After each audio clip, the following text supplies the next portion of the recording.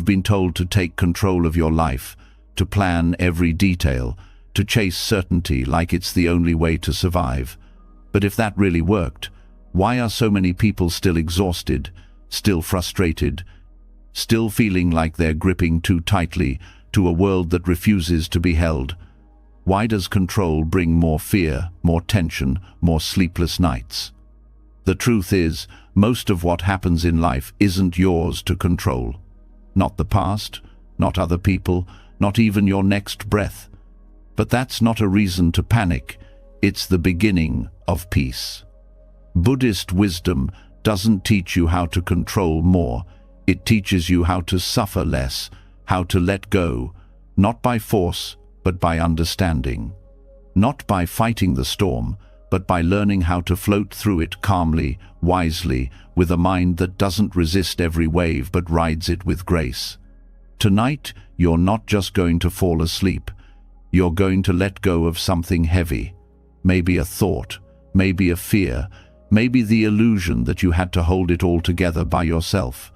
As you listen, your mind will slow, your chest will soften, your breath will deepen, and something deep inside will whisper, "It's okay to let go." The teachings you'll hear are not just words, they are keys. Keys that unlock a quieter mind, a lighter heart, a freer life. Are you ready to stop holding on to what was never yours to carry? Then close your eyes and let's begin. You've just discovered the truth about control, that peace doesn't come from holding tighter, it comes from seeing clearer. And now it's time to go even deeper, because the biggest source of your stress, it's not the chaos out there, it's the commentary inside your head. And it all begins with one simple question: what moves, the wind or the flag? Two monks stood under a fluttering flag. One said, "It's the wind that moves." The other said, "No, it's the flag that moves." They went back and forth, certain they were right. Then their teacher passed by. He listened, smiled, and said, "Neither the wind nor the flag is moving. It is the mind that moves." It sounds like a riddle, but it's a mirror, because what moves first is not the flag or the wind, it's your mind. That's what jumps, that's what judges, that's what attaches meaning to every little thing, and that's what makes you suffer. You think you're seeing reality. You're not. You're seeing your version of it, your filter, your mental subtitles, automatically added before you even realize they're there. Someone doesn't reply to your message, and your mind jumps. They're ignoring me. A stranger looks at you for too long. They're judging me. A door slams. Someone's mad at me. But none of that is fact. It's your mind moving, trying to protect you by explaining things. But in explaining, it distorts. And distortion is exhausting. Because now you're reacting not to the world, but to your interpretation of it. And the more convinced you are that your story is true, the more stuck you get in emotions that never needed to be there. Fear, guilt, shame, jealousy. These aren't the result of what happened. They're the result of what you told yourself about what happened. That's where Buddhist wisdom cuts through. It doesn't ask you to control your thoughts. It asks you to stop believing them. It asks you to pause, to notice the mind moving, and to stop chasing it every time it runs. The monk's answer wasn't clever, it was compassionate. He was pointing to the real problem, not what's moving outside, but what's jumping inside. That jump, that mental leap from what is to what it must mean, is where suffering hides. And it happens fast, faster than logic, faster than breath.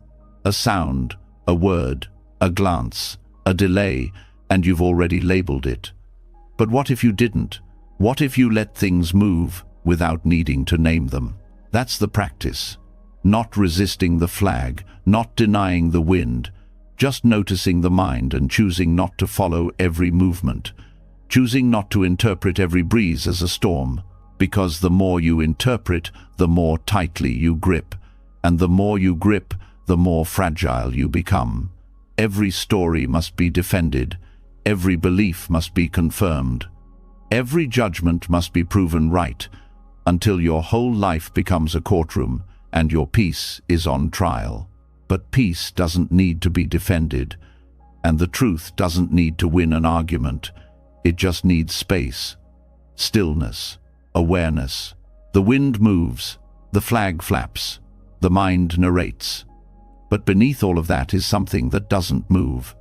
The part of you that watches, the part of you that sees without naming, hears without judging, and breathes without grasping. That's the part Buddhism brings you back to, the still point, the observer, the one who doesn't need to interpret because it's already enough to just see. So how does this work in real life? It looks like hearing someone criticize you and choosing not to take it personally.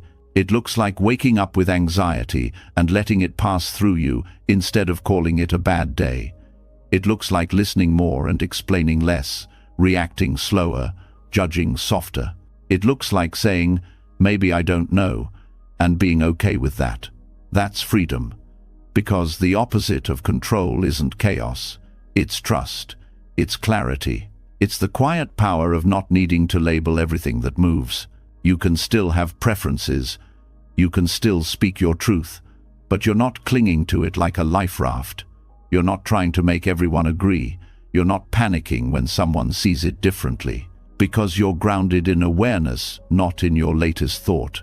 And here's where it gets even deeper. Even realizing the mind moves can become another interpretation, another trap. Your ego grabs it and says, okay, so I need to stop the mind from moving. But that's just another movement, another flag in the wind. You can't quiet the mind by forcing it. You quiet the mind by watching it. Let the thoughts be there. Just don't become them. Let the opinions float by. Just don't build your identity around them. You don't need to win mental debates. You need to step outside of them entirely. Think of a sky with clouds. You don't argue with the clouds. You don't chase them.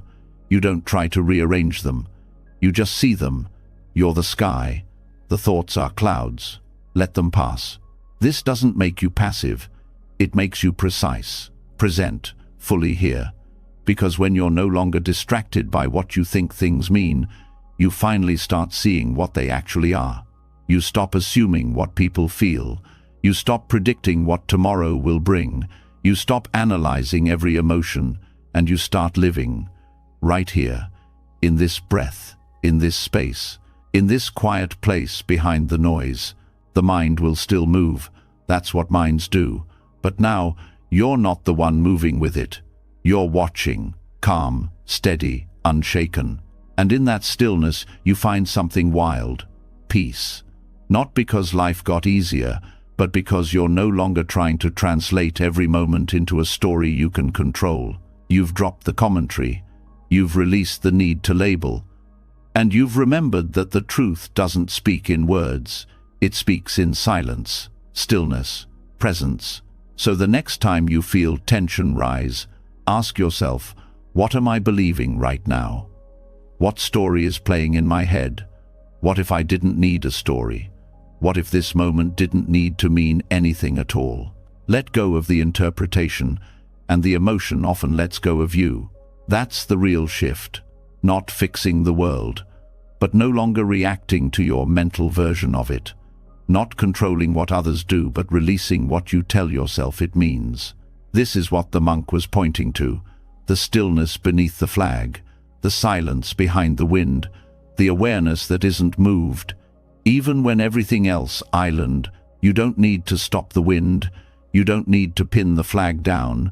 You just need to remember you're not the movement. You're the space that sees it. You're not the storm. You're the sky. And the more you rest there, the less you need to interpret. You stop needing closure. You stop needing everyone to agree. You stop turning your mind into a courtroom and your thoughts into laws. You start letting people be people, moments be moments, life be life. And that's when real peace shows up, quietly, naturally, without force. It's not the result of solving everything. It's what rises when you stop turning everything into a problem to solve. The mind moves, but you don't have to follow. You don't have to analyze. You don't have to grip. You can just watch the flag, feel the wind, breathe, and be. That's enough. It's always been enough. And now, you know how to return to that place. Whenever the mind moves, just come back. Back to the one who sees. Back to the stillness. Back to the truth. No flag. No wind. No interpretation. Just peace. So now you know the truth behind stillness. Not everything needs a meaning. Not every thought deserves belief. And peace begins where interpretation ends. But here's the next trap the mind falls into. Even if it stops labeling what happens, it still clings to what it hopes will happen. It drops the story, only to grip the outcome. And that's where suffering sneaks back in. Because control isn't just about what's happening now, it's also the exhausting need to shape what comes next. That's where we go next. Not into resistance, but into flexibility. Not into chasing outcomes, but learning how to float above them like a reed in floodwaters. When everything around you feels uncertain, the instinct is to brace, to stiffen, to plan harder, to grip the wheel. But some storms don't respond to planning. Some waters rise too fast. Some outcomes never follow the script. And in those moments, strength isn't found in force, it's found in pliancy, in softness, in becoming like a reed that bends without breaking. The reed doesn't try to control the flood. It doesn't resist the current. It bends, it flows, it yields. Not because it's weak, but because it understands something most people don't. When you're flexible, you survive. When you're soft, you last. And when you stop fighting the wave, you realize the wave was never the enemy. The Buddha once said that suffering arises from craving and clinging, wanting things to be different, needing a specific result, demanding a certain future. That's where the mind begins to panic. It clings to plans like lifeboats, not realizing the tight grip is what's dragging it under. Letting go of attachment to outcomes doesn't mean giving up. It doesn't mean you stop caring. It means you care without needing things to go your way. You still plant seeds. You still show up. You still give your all. But you stop tying your worth to the harvest. You stop measuring your value by what you achieve. You stop trying to twist life into a shape it was never meant to hold. A reed doesn't fail when it bends, it survives. And your soul doesn't fail when it surrenders, it awakens. Think about how many times you've suffered because things didn't go the way you wanted. You thought a relationship would last, it didn't. You worked hard for something, it failed. You gave your heart to a plan, it crumbled. But the suffering wasn't just the loss, it was your attachment to how it was supposed to be. You didn't just lose a job, you lost the identity you built around it. You didn't just face a breakup, you faced the death of a future you'd already imagined. But here's the question: did that outcome ever belong to you? Life is not a vending machine. You don't put in effort and automatically get what you expect. Sometimes you give your all and life gives you silence. Sometimes you do everything right and still lose. That's not failure, that's nature. And the more you fight it, the more you hurt. Non-attachment doesn't mean becoming cold. It means staying warm, even when the world doesn't warm you back. It means giving love without needing it returned. Acting with purpose, without obsessing over recognition. Showing up fully and letting life unfold, even if it doesn't unfold the way you planned. The reed doesn't resist the river, it surrenders to it. And in doing so, it outlasts the trees that snapped in the wind. That's what Buddhist practice teaches: how to be soft without collapsing, how to be present without control, how to live fully, even when life is anything but certain. The storm will come, the waters will rise, life will break the rules you thought it followed, but your peace isn't found in predicting the flood. It's found in learning how to float when it comes. Non-attachment is not the same as detachment. Detachment shuts down. Non-attachment opens up. It's not apathy. It's aliveness without conditions. It's showing up for the moment without demanding anything from it. It's loving what is, without needing it to stay. Every time you cling to an outcome, you chain your joy to something outside yourself. You say, "I'll be okay if this happens. I'll be happy when this works. I'll love myself once I succeed." But that's not freedom. That's a prison disguised as ambition. Letting go doesn't make you powerless. It makes you powerful in a different way. It gives you the strength to be at peace even when things fall apart. The ability to remain kind even when things don't work out. The grace to keep moving without dragging the weight of broken expectations behind you. And it begins by seeing how often your tension is tied to your timeline. How often your anxiety rises not because of what is, but because of what isn't. The future you thought you needed, the result you were counting on, the scenario you rehearsed 100 times in your head. And when it doesn't happen, the crash isn't just disappointment, it's identity loss. But who are you if not your outcomes? Buddhist wisdom says, you are not your achievements, not your failures, not the roles you play or the things you possess. You are awareness, presence, compassion, in motion. And none of that is tied to how things unfold. The reed is still a reed, even when the water rises. When you stop needing the world to validate you, you finally start feeling whole. Non-attachment gives you back the present, because now you're not living for a future that may never come. You're not rejecting this moment just because it's not the one you ordered. You're here, alive, awake, and that's enough. Letting go of outcomes doesn't mean drifting through life without goals.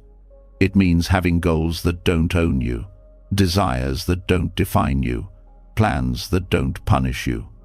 You can want things, but you don't need to collapse if they don't happen. That's real strength, and it's rare, because most people think strength means control. Buddhism says strength means surrender. It's the courage to do your part and release the rest. The willingness to try and not fall apart if it fails. The maturity to show up and accept what comes. A reed doesn't float because it has no roots. It floats because it knows when to yield. And your peace won't come from fighting life. It will come from learning how to flow with it, to stop swimming against the current of what already island, to trust that even the flood has its place, that even this mess is shaping something. Non-attachment isn't passive, it's fiercely intentional. It takes presence to act without clinging. It takes mindfulness to care without controlling.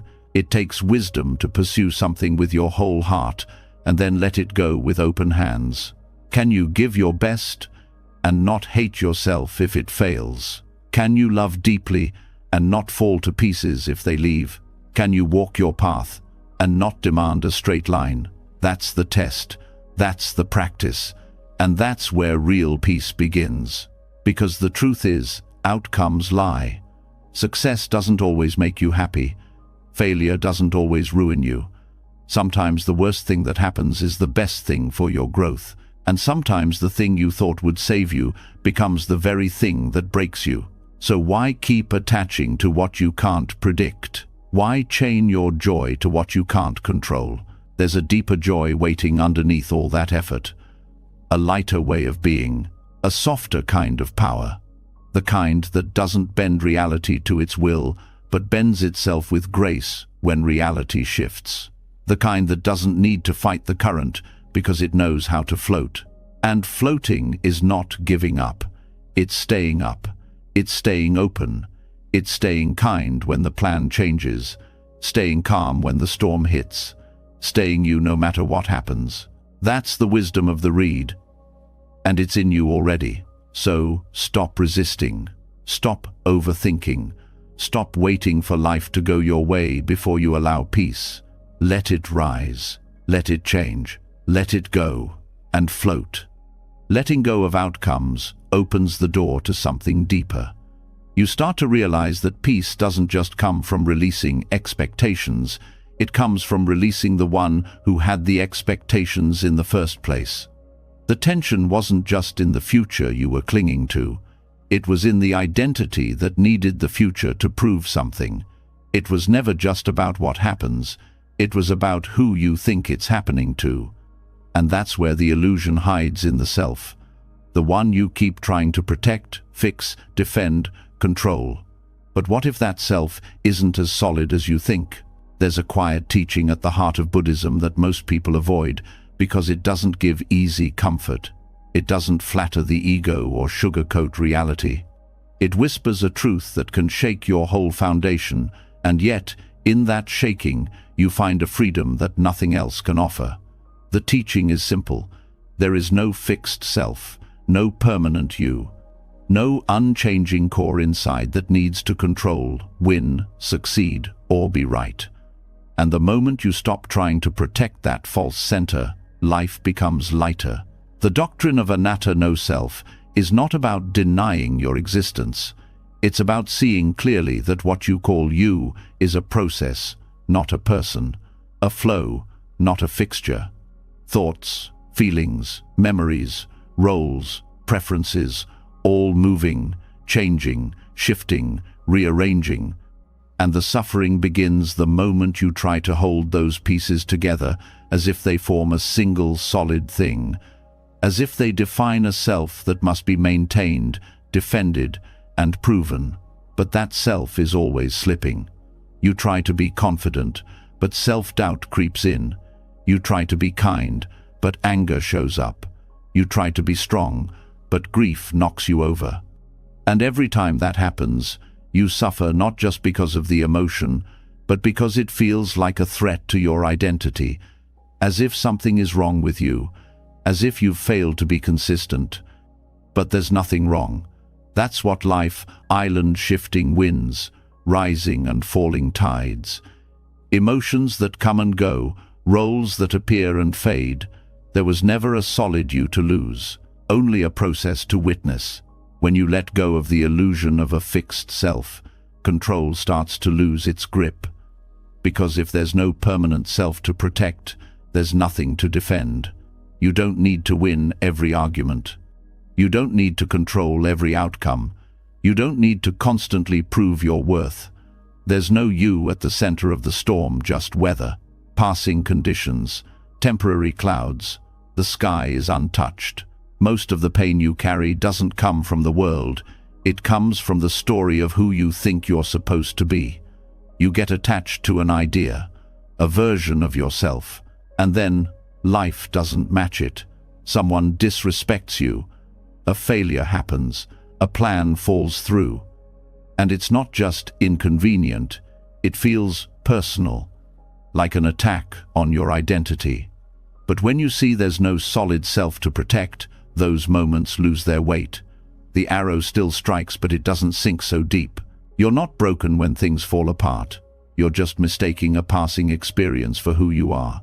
You're not your sadness. You're not your anger. You're not your success, your past, your fears, or your plans. You are the awareness that sees them. And that awareness doesn't need to control. It just witnesses. It doesn't grasp, it understands. Ego is the voice that says, I need to be in charge. But it's also the voice that says, I am the one being hurt. It's the one that attaches to every compliment and takes every insult as a wound. It builds itself on stories and then spends its life defending them. But all it's defending is a reflection, a collection of thoughts about who you are. And those thoughts change, which means the identity they're built on changes too. When the Buddha taught no self, he wasn't trying to confuse people, he was offering liberation. Because if there's no self to cling to, there's nothing to hold back, nothing to fix, nothing to maintain. Just experience unfolding moment by moment. You get to release the pressure of being someone. You don't have to get it right. You don't have to hold it all together. You don't have to prove your worth through achievements, relationships, or perfection. You're not the actor on stage trying to stay in character. You're the space where the play is being watched. The more you relax into that, the more control becomes irrelevant. Because you're not trying to manage a story anymore, you're letting go of the need to have one. You're letting go of the question, who am I? And living the answer in silence. This doesn't make you numb, it makes you clear. Because when you're no longer focused on protecting an identity, you can actually connect. Listen without defensiveness. Speak without fear. Move through life without armor. You stop being the center of everything, and strangely, that makes you feel more alive, because now you're part of it all, not separate, not isolated, just another wave in the sea, another leaf on the tree, and in that surrender you find peace. Anatta doesn't erase your personality. It reveals it as a dance, not a statue, a song, not a structure. You're not static, you're streaming. And the less you fight that, the more at ease you feel. All your roles become lighter. You can be a parent, a partner, a worker, a dreamer, without being defined by any of it. When a role changes, you don't fall apart. Because you were never just that one thing. You were always more and less. You were always something wider than any title, something deeper than any name. And when you stop being attached to who you think you are, you stop needing to control how others see you. Their opinions become weather, their praise becomes wind, their judgment becomes passing noise. None of it touches the space that simply sees. So much of human pain comes from the craving to be seen a certain way, the fear of being misunderstood, the panic of being wrong. But all of that fades when the center of the storm disappears, when the one who was gripping so hard realizes there was nothing to protect. There's a freedom in disappearing, not vanishing from life, but from the weight of identity. You're still here, still alive, still acting, loving, moving, choosing. But it's not about defending a self anymore.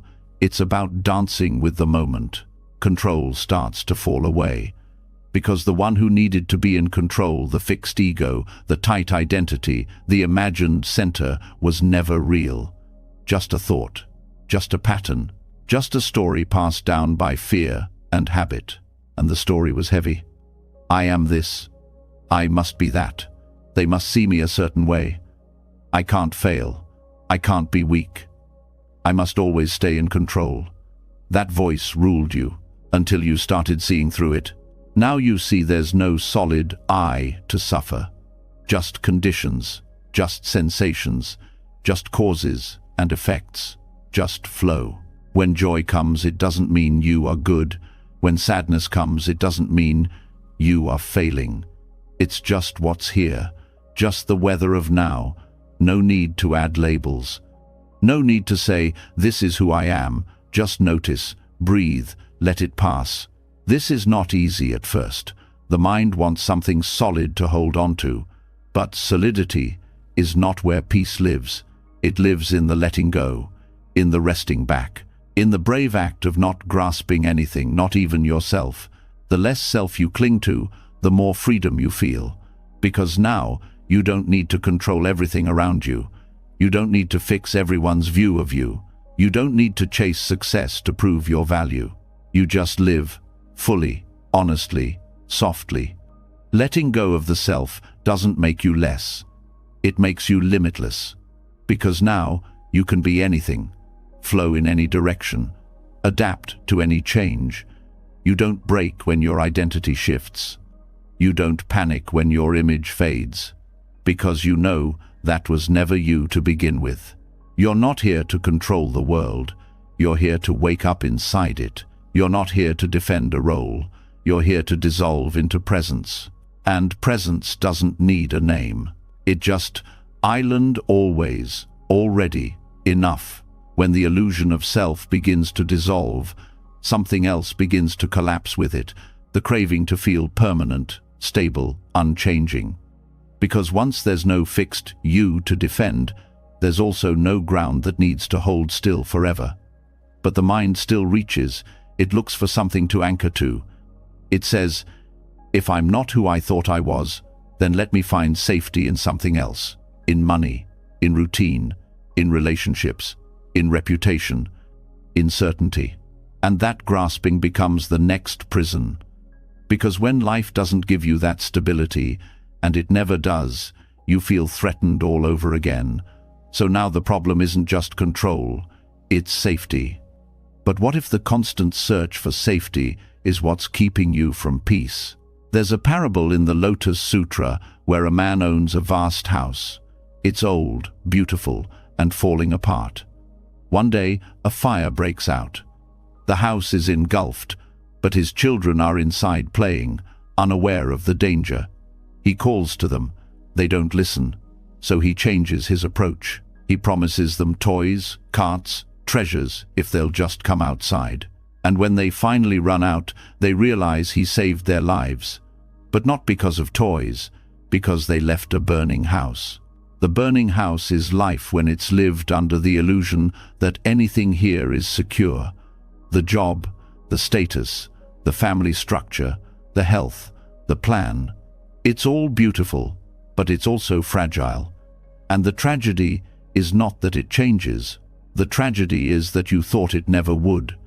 You built your comfort inside a structure that was already on fire. The desire for security is not the same as the experience of peace. One is based on conditions, the other is based on awareness. You chase security when you think something outside you can finally make you feel safe. But safety doesn't come from locking the door or stacking up savings or controlling people. It comes from knowing that even if everything falls apart, you'll still be okay. You try to create permanent things in an impermanent world, and then suffer when they fade. But it's not just the fading that hurts, it's your belief that they wouldn't, that this love would always last, that this season would stay, that this body wouldn't age. And so when the fire comes through loss, through change, through truth, it feels like a betrayal. But it was never a betrayal. It was a reminder. The fire is not the enemy. The clinging island, when you build your life around the need to be safe, you begin avoiding anything that could stretch you. You stop risking. You stop evolving. You stay in jobs that numb you. You stay in relationships that shrink you. You repeat the same habits, not because they serve you, but because they're familiar. You sit in the burning house because at least you know where the furniture island. And then you ask why you feel stuck, why you feel tired, why you're anxious. The answer isn't out there. It's inside the place you're refusing to leave. It's in the comfort zone that's turned into a trap. Buddhist practice doesn't ask you to live in fear. It asks you to stop mistaking comfort for safety. The safest people are often the most uncomfortable, and the most secure-seeming structures are often the first to collapse. True security can't be built on something that changes. And everything changes, always. So what's the way out? It starts with honesty. The willingness to admit that nothing you cling to will last, that everything you love is temporary, not to make you despair, but to make you awaken. Because only when you stop building on sand do you start looking for real ground. You let go of the belief that anything will stay. You stop demanding permanence from a world made of motion. And in that release, something strange happens. You don't collapse, you expand. You don't grow cold, you grow free. You start to love people without needing to keep them. You start to hold moments without needing to stretch them. You start to live in a way that honors the present, because you're no longer trying to make it permanent. The burning house isn't a threat, it's a teacher. It shows you what's real by removing what isn't. It strips away the illusions so you can see what remains. And what remains is this moment, this breath, this awareness. And the children? The ones who wouldn't leave. That's what the mind becomes when it's addicted to comfort. It plays in distraction, it ignores the smoke, it clings to toys while the walls collapse. And the only way to save it is through wisdom, through compassion, through a call that wakes it up. That's what you're hearing now. This isn't about becoming reckless. It's about no longer being ruled by fear. You still plan, still save, still care, but you don't live as if those things will protect you from impermanence. You act with clarity, not delusion. You prepare, not because you fear the fire, but because you understand the nature of the house. The desire for security is a craving. And like all cravings, it leads to suffering when it goes unmet, which it always does. No amount of money can buy permanence. No relationship can offer immunity to grief. No achievement can protect you from change. And yet, once you accept that, you become fearless. Because now you're no longer trying to freeze a world that flows. You're swimming with it. You're walking through fire not to escape it, but to see what in you can't be burned. This is the paradox. The more you try to secure life, the more anxious you become. But the more you let go, the more grounded you feel. Because now you're anchored in something deeper than circumstance. You're anchored in truth. And truth doesn't burn. You can feel everything changing and still not panic. You can watch it all shift and still be kind. You can face the unknown and still walk forward. Because you've stopped building inside the house. You've stepped out into the open. And the open is where awakening begins. Once you stop building your life inside a burning house, something inside begins to shift. The need for guarantees starts to dissolve. You no longer panic every time a wall shakes or a window cracks. You begin to breathe with the truth that everything is temporary, and in that space, a strange kind of calm rises. But here's the next lesson. Even after leaving the house, many still grip tightly to another idea. Detachment must be earned through effort, through force, through a battle with thoughts and emotions. And this belief becomes its own form of control. So now we go further. Not by doing more, but by doing something harder, nothing. This is where true letting go begins. Not by pushing reality away, but by letting it be exactly as it island. Allowing isn't passive, it's powerful in a quiet way. Because the hardest thing for the ego to do is to stop fixing, stop fighting, stop trying to manipulate what already island. You've been taught that peace is something you win by effort. But the deepest peace doesn't come from domination, it comes from spaciousness, from not needing everything to be different, from letting this moment exist without resistance. The mind wants to improve things. Even in spiritual practice, it clings to technique. It tries to engineer awakening. It says, let me detach harder, let me be more mindful, let me let go faster. But what if true release isn't about effort? What if it's about allowing? What if the doorway to peace has no handle, because you were never supposed to force it open? Letting be doesn't mean you endorse everything. It doesn't mean you agree or approve. It simply means you stop creating internal war over what already island. You feel tension in your body, you let it be there. You notice sadness, you let it stay without rushing to solve it. You observe chaos outside, you allow it without feeding it with panic. This doesn't make you weak, it makes you honest. Because reality doesn't need your permission to exist, it's already here. And it doesn't need your constant evaluation to be real. Allowing doesn't mean you give up your voice, your action, your boundaries. It means you take the fight out of your nervous system. You can still respond, but not from urgency, not from reactivity, not from the illusion that peace depends on controlling every detail. The truth is, most of your suffering isn't caused by pain, it's caused by your refusal to let pain exist, your judgment of it, your resistance to it, your demand that it leave before you agree to be whole. Buddhism speaks of the middle way, not indulgence, not suppression, but allowing, observing what arises, watching it peak, letting it pass, nothing clung to, nothing rejected. Just a wide awareness that says, this too, this breath, this thought, this discomfort, this stillness, no fixing, no fighting, no needing anything extra. You think letting go means pushing something away, but often letting go means relaxing your grip and letting it stay until it's ready to go on its own. That's trust. That's patience. That's the kind of spiritual maturity most never practice, because it doesn't feel dramatic. It's not a grand gesture. It's a quiet act of staying with reality, even when it's uncomfortable. You feel like you're falling behind? Let that thought be there without merging with it. You wake up anxious? Let the tightness in your chest be part of your morning without making it your enemy. You hear something you don't like? Let it land without having to instantly react. Every time you allow something, instead of resisting it, you create space. And space is where peace lives. The mind doesn't want space, it wants control. It wants plans, labels, certainty, closure.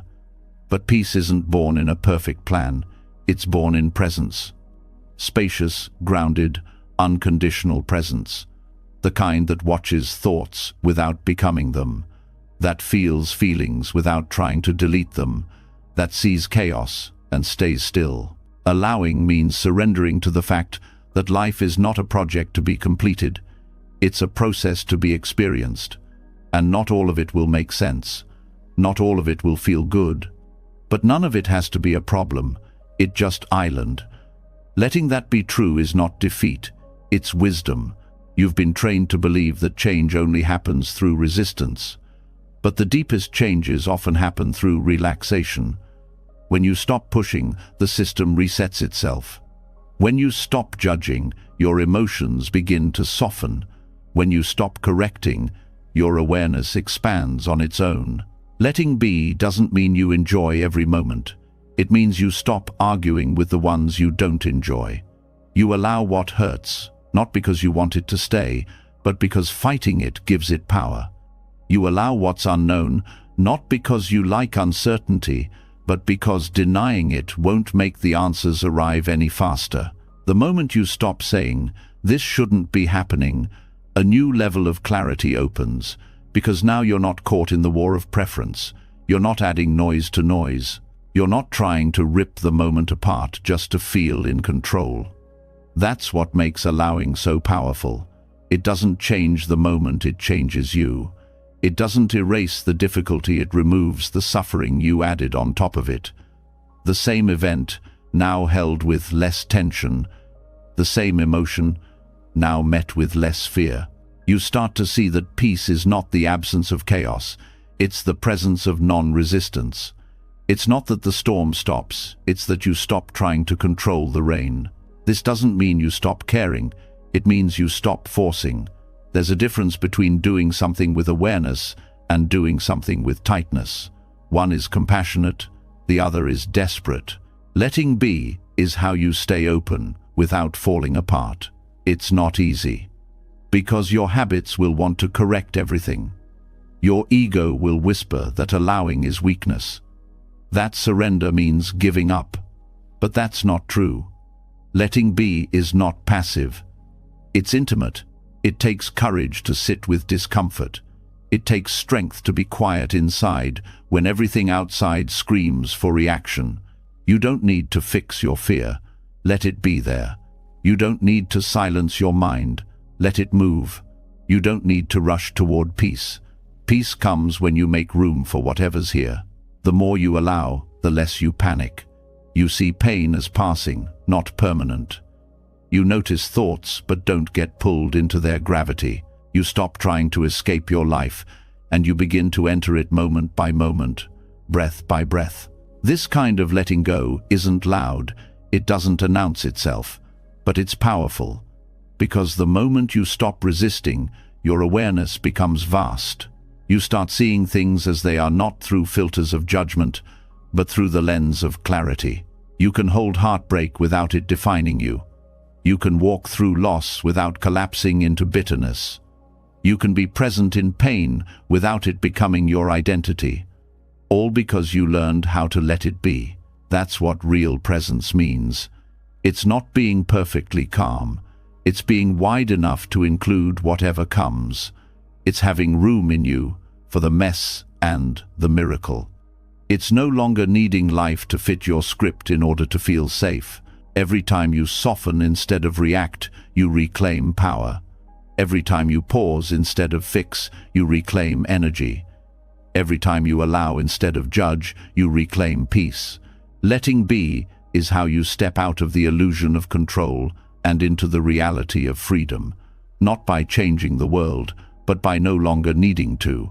What you allow, you disarm. What you embrace, you release. What you hold gently eventually passes. So stop trying to force your way to peace. Let life be what it island. Let the moment arrive without rewriting it. Let your heart stay open, even when it hurts. Let it all move through, and let yourself be free. Letting things be doesn't mean you're letting everything happen without care. It doesn't mean walking away from effort or surrendering into helplessness. You're not floating through life ignoring consequences. You're just no longer feeding your nervous system with the illusion that everything depends on your grip. But once you allow what is, a new challenge appears. How do you take responsibility for your life without falling back into control? How do you act with integrity without obsessing over the outcome? That's where the misunderstanding of karma begins, and that's where it must be corrected. Karma is one of the most misused and misunderstood words in spiritual language. People turn it into a weapon, a scoreboard, or a fear-based motivator. You hear it all the time. This is happening because of karma. He'll get his karma. I must have bad karma. But karma is not punishment. It's not about fear, and it's definitely not about control. It's about cause and effect, about understanding that actions have consequences, not always immediate, not always visible, but always woven into the larger field of life. Karma doesn't mean you control what happens. It means you influence the quality of your experience through intention, thought, and behavior. But here's the catch. Karma is not a vending machine. You don't insert goodness and get exactly what you asked for. The obsession with perfect results is not karma. That's ego dressed up in spiritual robes. The Buddha didn't teach karma to make people anxious about their fate. He taught it to help people take mindful responsibility without becoming trapped in obsession. What matters is not your attempt to guarantee an outcome. What matters is the clarity and presence you bring to your action. You can be kind without needing people to be kind back. You can work hard without needing a specific reward. You can speak truth without controlling how others hear it. That's the heart of right action, not manipulating results, but aligning your choices with integrity and wisdom. Karma teaches that everything you do leaves a trace not in a book in the sky, but in your mind, in your body, in your heart. When you act with greed, it grows. When you act with compassion, that grows too. But this is not about superstition. It's about pattern, habit, the internal consequences of your mental and emotional direction. You're planting seeds with every choice, but you don't get to control when they sprout, how they grow, or what the weather does to them. That part isn't yours. And the more you try to control it, the more frustration you'll feel. You'll start thinking life is unfair. You'll start questioning your worth. You'll confuse temporary circumstances with eternal punishment. And that's not Buddhism. That's control disguised as spirituality. The mature approach to karma is this. Focus on what's yours. Let go of what isn't. You're responsible for your input, not the output. You're accountable for your energy, not other people's reactions. You steer the intention, not the outcome. This approach breaks the chain of anxiety. Because most of your mental exhaustion comes from replaying your efforts and demanding they lead to specific results. You overthink every conversation. You fear your choices. You try to predict and perfect your impact. But karma isn't here to make you scared. It's here to make you conscious. Act well and let go. That's not avoidance. That's wisdom. Because when you stop trying to control how the world responds to your actions, you stop living like a puppet. You stop chasing the applause. You stop fearing the silence. You stop bargaining with the universe. And when karma is seen clearly, it stops being a scoreboard and becomes a compass. Not something you check to see who's winning, but something that helps you orient toward truth, clarity, and alignment regardless of how messy the world is around you. When you grasp for results, you create tightness. Even good actions become transactions. You meditate to get peace. You donate to get credit. You help others to feel superior. You pretend to be selfless, but deep down, you're keeping score. And that scorekeeping creates inner pressure. Because now, if life doesn't reward you on time, You feel cheated. You think you failed. You wonder why it's not working. But karma was never a game of short-term wins. Karma doesn't promise control. It promises coherence. Your actions shape your inner landscape, not because someone's watching, but because your choices change your mind. Your intentions shape your perception. Your repeated thoughts create grooves that become your default reactions. Karma is the architecture of your own mental home. So yes, you still have power, but it's a different kind of power. Not over others, not over fate, but over how you move through this life. And that power is more than enough. It lets you shift your identity from victim to participant, from blamer to builder, from grasping to giving. You stop asking, "Why is this happening to me?" and start asking, "How am I meeting this moment?" This shift matters. Because when things go wrong, your mind will reach for certainty. It will want someone to blame. Often that someone is you. You'll start using karma as a weapon. I must have done something wrong. Maybe I deserved this. But that's not wisdom, that's shame. And shame has nothing to do with awakening. Karma doesn't shame you. It guides you. It reflects your patterns, not your worth. It shows you how your past choices ripple into the present, not to punish you, but to help you see the link between cause and effect more clearly. And once you see that, you become free not from life, but from confusion. You stop expecting fairness in the short term. You stop demanding guarantees.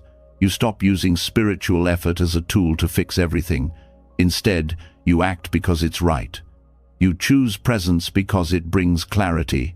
You tell the truth because it clears the air, not because it wins you anything. You let the river of results flow. You place your oar in the water and row with care, but you don't control the current. You shape your karma with mindfulness, not fear. And yes, some people will seem to act selfishly and still succeed. Some will lie and still be loved. Some will harm and still receive applause. That's not your business. You don't see their inner landscape. You don't feel the cost of their habits. You don't know what storms they sleep with. And even if you did, it wouldn't help. Because karma isn't about justice in your eyes, it's about inner alignment over time. Your peace doesn't need everyone else's karma to play out on your timeline. It only needs you to meet your life with full awareness, steady presence, and honest care. You stop thinking of karma as a cosmic vending machine and start seeing it as a path of integrity. You're not walking it to get something. You're walking it because it's the only road that doesn't cost your soul. When you understand this, your whole relationship with effort changes. You work hard, but without desperation. You love deeply, but without demand. You speak truth, but without clinging to how it lands. This doesn't mean you don't feel. You'll still have hopes. You'll still care. But you're not building your sanity around outcomes anymore. You're building your peace around process, around presence, around how you show up. That's the real fruit of karma. Not guarantees, but groundedness. Not certainty, but clarity. Not perfection, but participation. And this clarity protects you, because when things fall apart, you won't spiral into confusion. You'll say, "This too is part of the flow. Let me meet it with presence. Let me respond with grace. Let me plant seeds again." You become patient with life. You stop needing every chapter to end the way you planned. You stop holding your actions hostage to results. You stop measuring your worth by the timeline of reward. And strangely, this makes you more consistent, not less. Because now you're not acting based on mood. You're acting based on alignment. Not because of fear, but because it's who you are. You are no longer waiting for life to clap for you. You are clapping for life every time you choose intention over impulse, compassion over control, presence over panic. You are not karma's victim. You are its sculptor. So don't grasp, just plant, water, pause, and let go. When you stop clinging to karmic outcomes, something deeper shifts. You stop performing for results and start living from alignment. You take responsibility without dragging around the weight of obsession. But even when intention is pure, even when your actions are wise, pain still finds a way in. Life still delivers loss, disappointment, and unexpected turns. And the mind, trained to control and correct, tries to resist what's already happened. It holds on to the moment, replays it, resists it, and that resistance becomes the second wound. The Buddha called this the second arrow, not the pain itself, but your reaction to it. The first arrow is life, the second is your fight with it. Pain by itself is sharp, but simple. Something breaks, someone leaves, a plan fails, a body aches. That's the first arrow. It lands quickly and without warning. But the suffering that follows, that's not the pain anymore. That's the mental storm that says, this shouldn't have happened. I should have known better. This always happens to me. Why can't I get it right? The first arrow is unavoidable. The second is optional. You don't choose what happens, but you can choose how long you bleed. Most people live in the second arrow. They think it's normal to rehearse regret 100 times, to carry old wounds like they're proof of failure. They think reliving the moment will give them back control. But it doesn't. It tightens the knot. It adds layers of judgment on top of what was already hard. And now, the original pain becomes buried under stories, blame, and fear. You get hurt. That's real. But then the mind takes over. It builds a narrative. I'm not enough. They always do this. This proves I'm unlovable. And now, you're not just feeling pain, you're wearing it as identity. That's the second arrow. The problem isn't that you feel. The problem is that you personalize. You take an event and turn it into evidence. You take a moment and turn it into a verdict. And in doing so, you suffer long after the arrow has passed. Buddhist practice doesn't promise you a painless life. It shows you how to meet pain without multiplying it. It teaches you to feel fully without identifying with the feeling. It shows you how to make space around the arrow instead of pushing it deeper. You're allowed to hurt. You're allowed to cry. You're allowed to ache. But you're not required to narrate your pain into a story of failure. You're not obligated to turn loss into identity. You're not meant to live inside the wound. When something goes wrong, the ego tries to fix the past by obsessing over it. It replays the moment, rewrites the dialogue, rehearses better decisions, but none of that helps. Because the moment is gone. It already happened. And the second arrow doesn't heal it, just keeps the pain alive. You don't have to forget. But you do have to stop resisting, because resistance doesn't remove the hurt, it traps it. It presses it against your nervous system and forces you to relive it every time your mind gets quiet. Letting go of the second arrow means learning how to sit with what is, without punishing yourself for it. You don't ask, why did this happen to me? You ask, can I let this hurt without turning it into a lifelong scar? Because pain is part of being alive, but suffering is the refusal to feel it without judgment. You've been taught to be strong by pushing pain away, but real strength comes from allowing it without collapse, from letting the pain speak without letting it take over your voice, from facing it without adding the extra weight of blame, shame, and rumination. The second arrow disguises itself as logic. It sounds like problem solving. It pretends it's helping, but really, it's fear. It's your mind scrambling for certainty in a world that doesn't give any. It's your ego trying to rewind the tape and control what's already been written. The first arrow may be out of your hands, but the second one, that's yours to drop. You start by noticing it. You pause when the story begins. You feel the original pain, and you stop the spiral that follows. You stop turning it into identity. You stop comparing it to other people's journeys. You stop stacking it against your past. You say, yes, this hurts, and that's okay, but I don't need to carry it longer than I have to. You stop feeding the fire with thoughts. You give yourself space instead. breath instead, compassion instead. You allow the pain to move without clinging to it, without weaponizing it, without building a shrine around it. And with time, something beautiful happens. The pain passes, not because you forced it, but because you didn't trap it. Suffering stays when it's resisted. But when you let pain be pain, it becomes a wave. It rises, it crests, it falls, and you remain. You don't need to explain the arrow. You don't need to understand why it came. You don't need to turn it into a lesson right away. You just need to stop making it worse by turning it into a punishment. Even grief changes when you stop resisting it.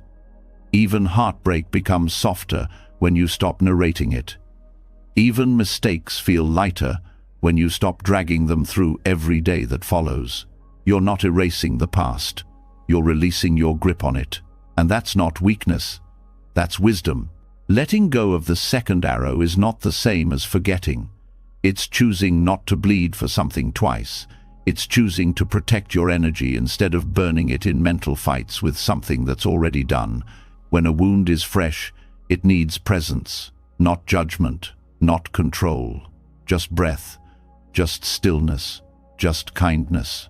And when the second arrow shows up, and it will, you don't fight it. You just notice. And in that noticing, you soften. And in that softening, you heal. Healing doesn't happen when the pain is gone. It happens when the war with the pain ends. The arrow came. It landed.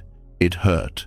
That's real. But you can stop pulling it out and stabbing yourself with it over and over. Let it be what it was. Let it teach what it teaches. Let it pass when it's ready. You're allowed to move forward, even if it still aches, even if it's not fair, even if no one apologized. You're allowed to rest. You're allowed to stop fighting what already happened. You're allowed to live without the second arrow. Letting go of the second arrow doesn't mean you forget the pain.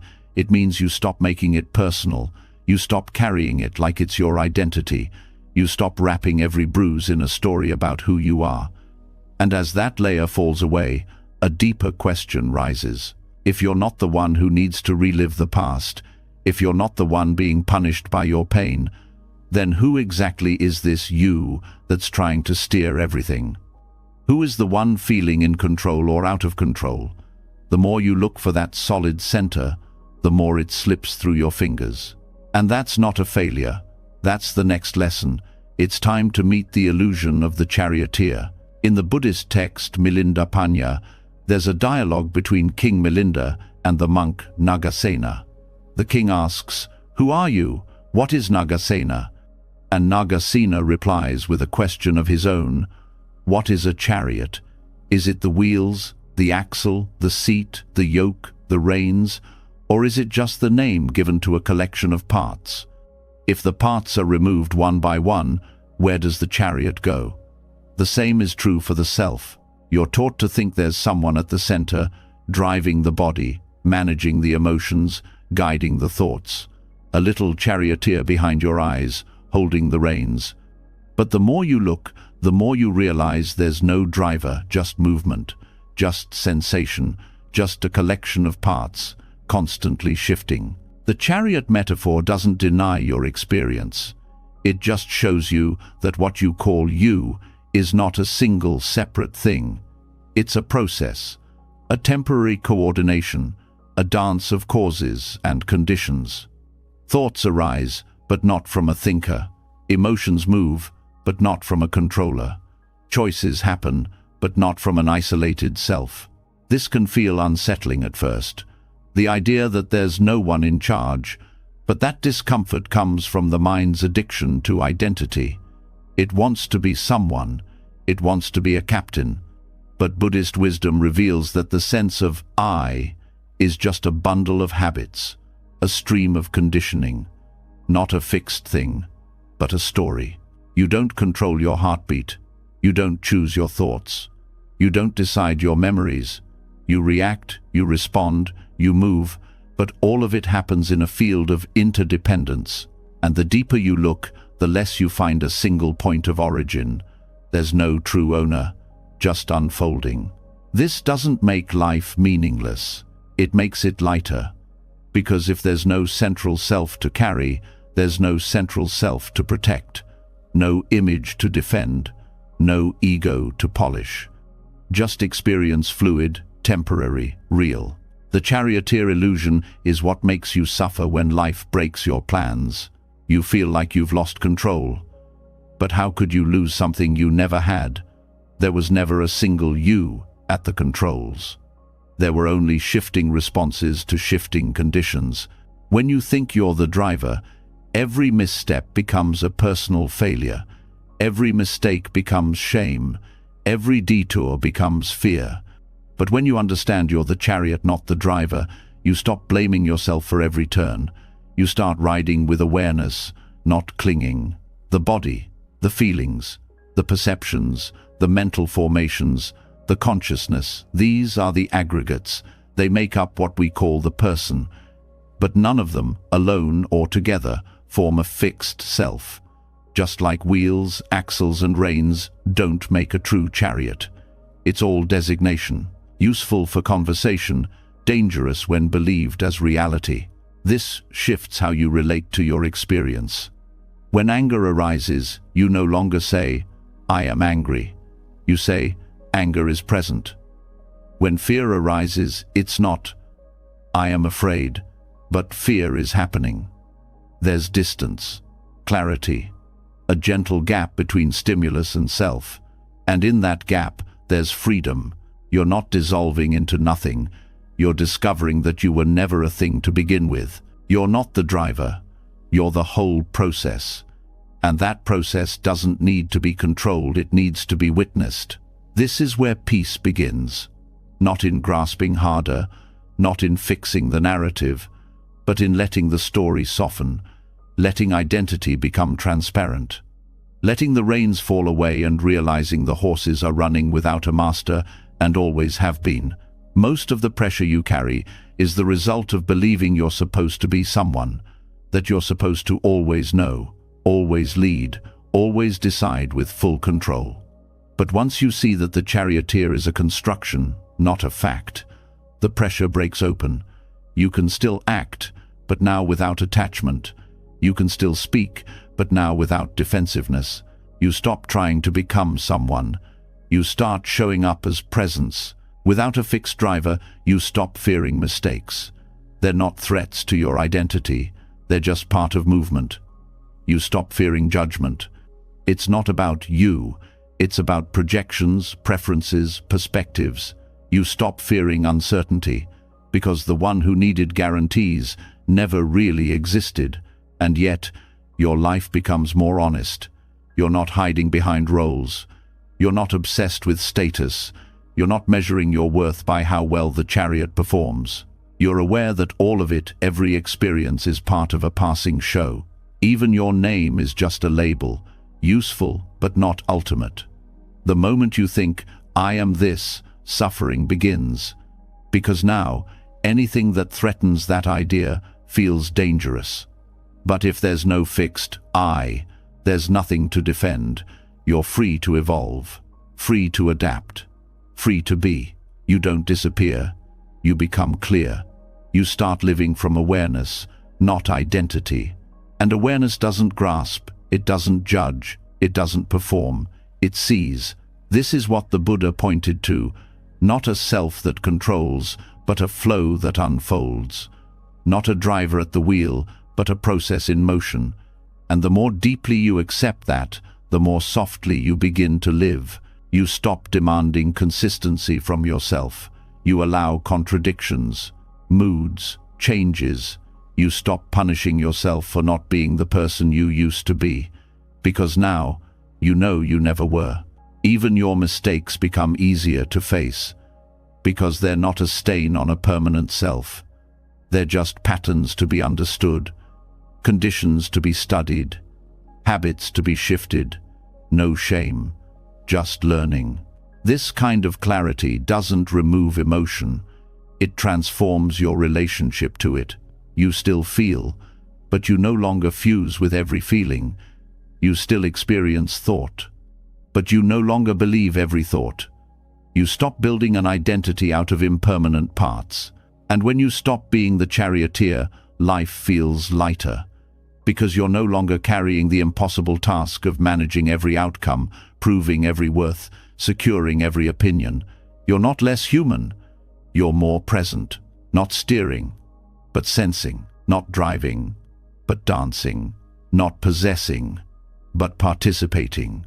And somehow, from that place, you make fewer harmful choices.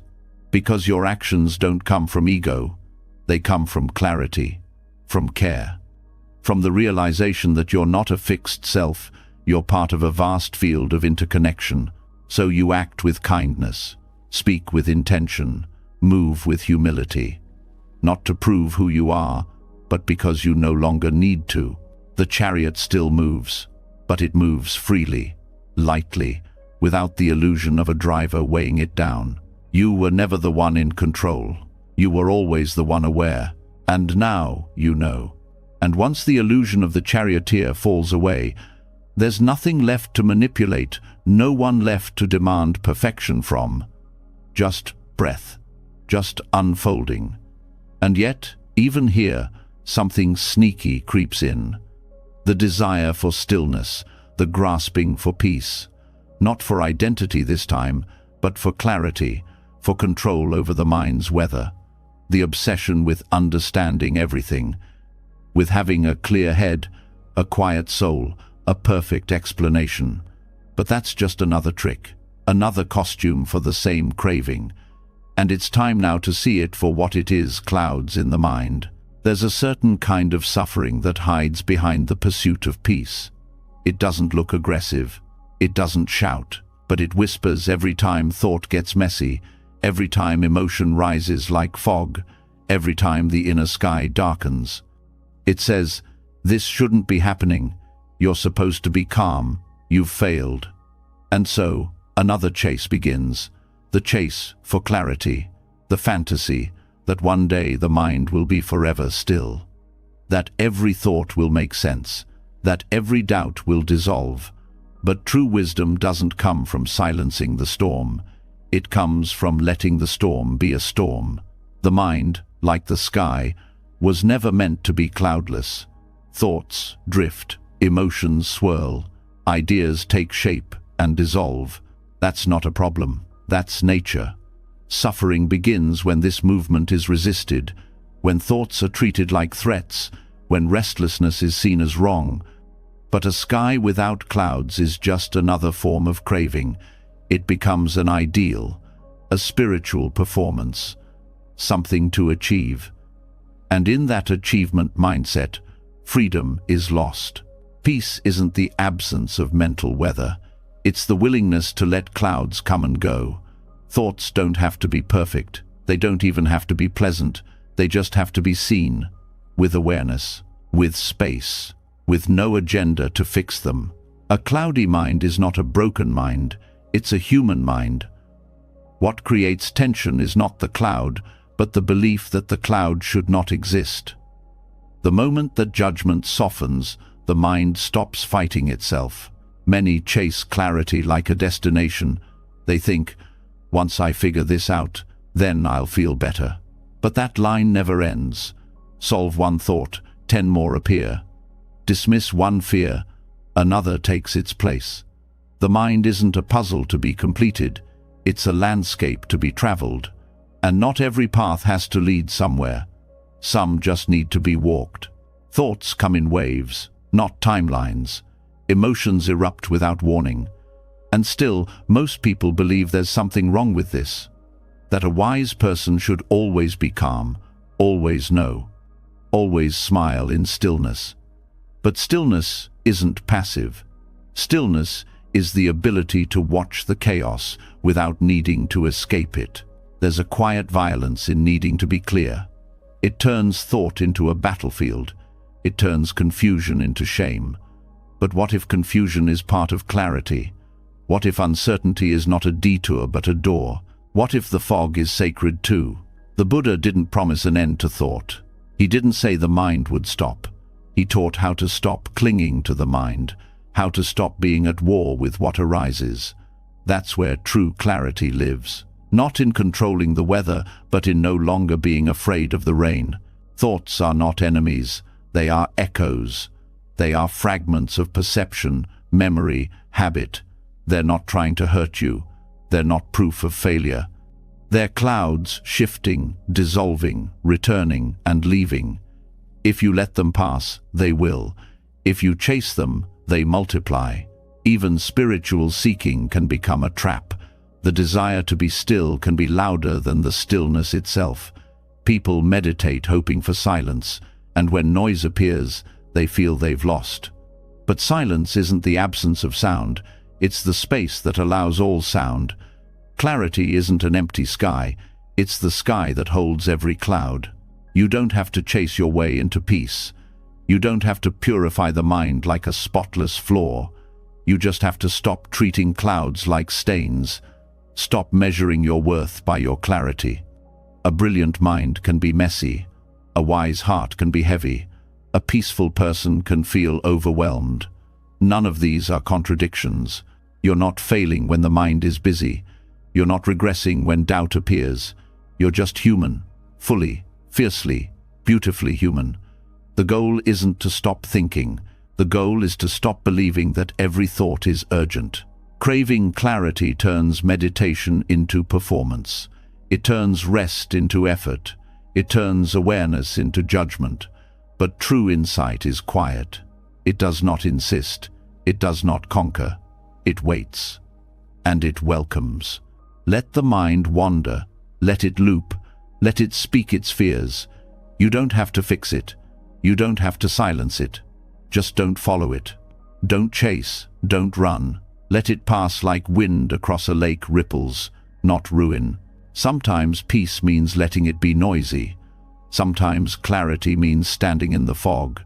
Sometimes the most enlightened choice is to stop trying to be enlightened. You can sit with confusion.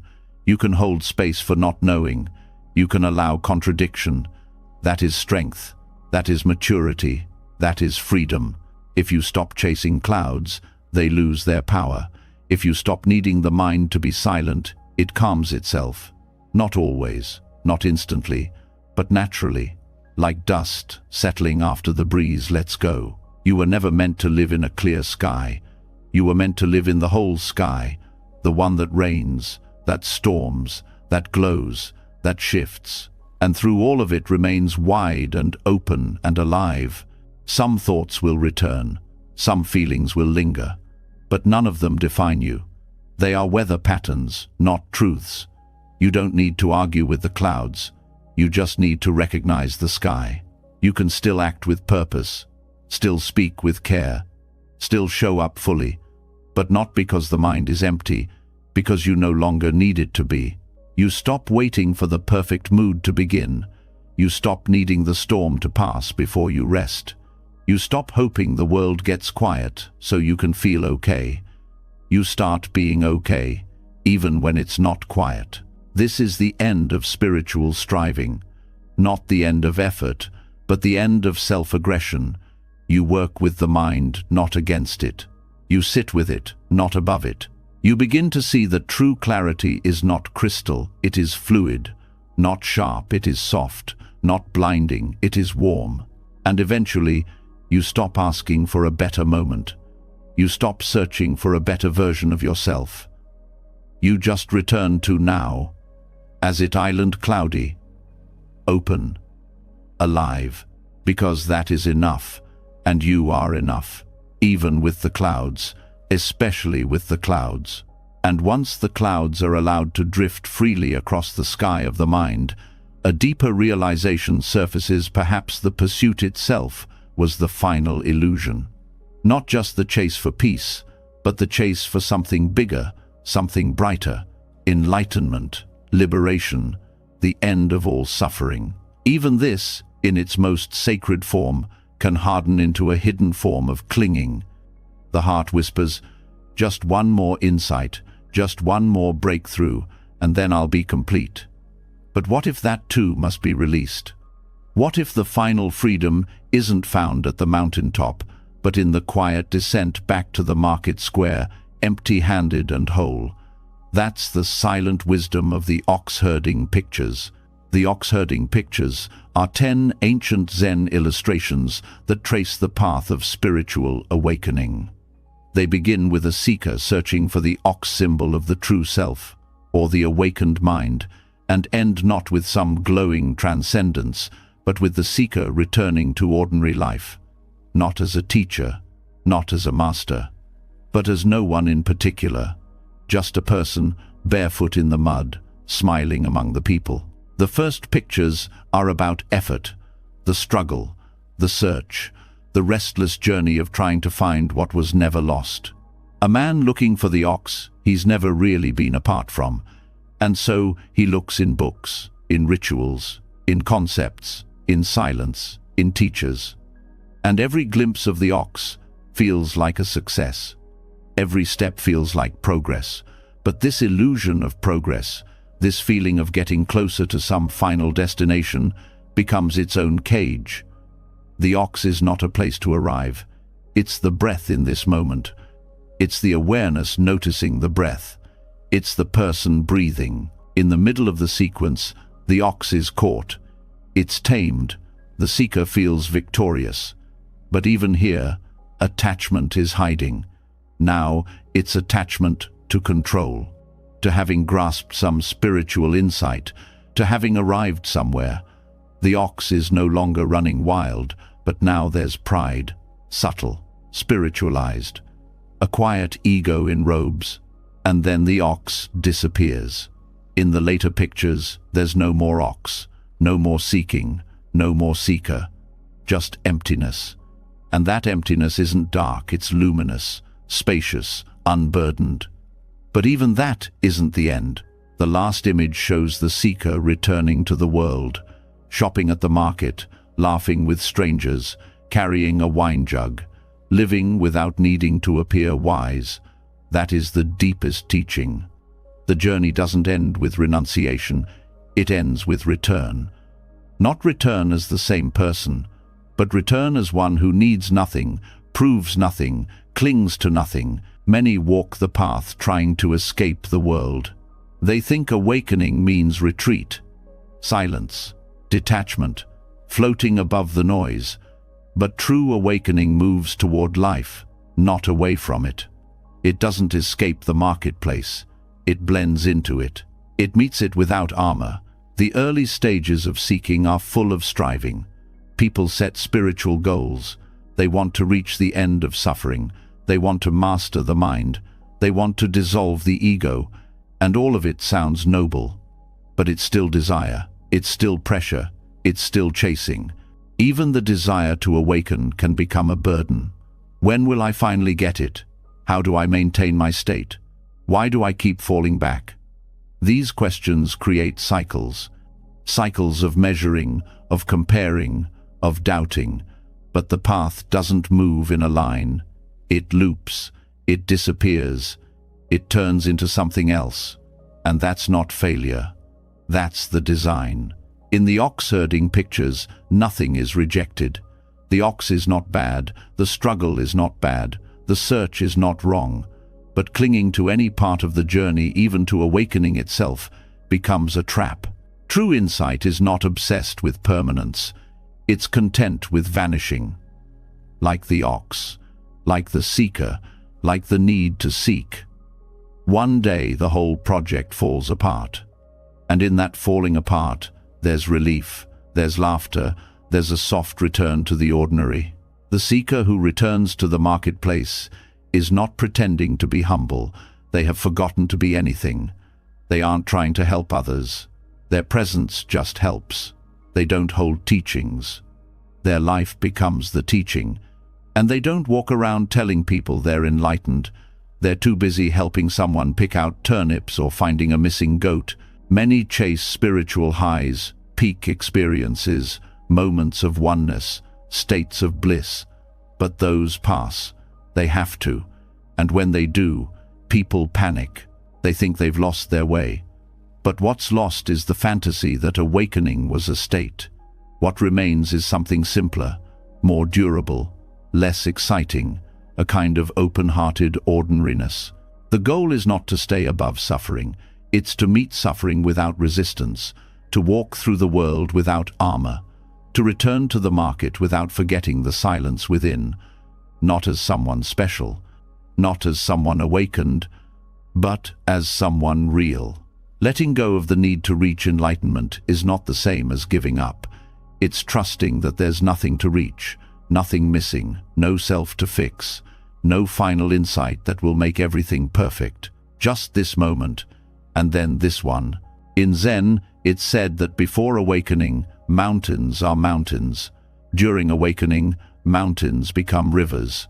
But after awakening, mountains are mountains again. The difference is the clinging is gone, the struggle is gone, the ideas about what it all means, gone. The seeker doesn't vanish, the struggle doesn't vanish, but the compulsion to fix, to achieve, to arrive that softens, that falls off, that dies a quiet death. And what's left is life. Simple, messy, honest, lived, without pretending to be free from it. You're allowed to want peace, to want awakening, but don't turn that desire into a chain. Don't make it another weight to carry. The ox-herding pictures aren't instructions, they're reminders that the journey is not about becoming someone, it's about unbecoming everything that was never needed.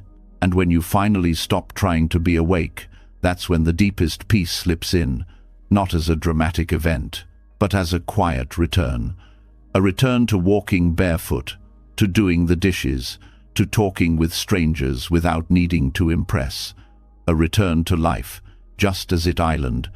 There is no spiritual finish line, no final proof that you've made it. The ego wants that, but the heart doesn't need it. The heart just wants to be here, present, open, real. So if you're tired of striving, let that tiredness be your teacher. Let the path fall apart. Let the ox go. Let the self dissolve, and then return. Not to preach, not to teach, just to live, to love, to serve, quietly, gently, with nothing left to prove. This is the last surrender. Letting go of even the idea of letting go, dropping even the goal of dropping goals, laughing at the whole game while still playing it with care. And as you walk back into the world, you may find something unexpected. Not a grand enlightenment, not a final answer, but a simple joy. A quiet enoughness. The ox is gone, the seeker is gone. And yet here you are alive, walking, smiling, being, whole, with nothing more to reach for. And so, after returning to the world empty-handed, not seeking enlightenment, not clinging to insight, not proving anything to anyone, something subtle begins to shift. There's no pressure to perform wisdom, no race to demonstrate growth.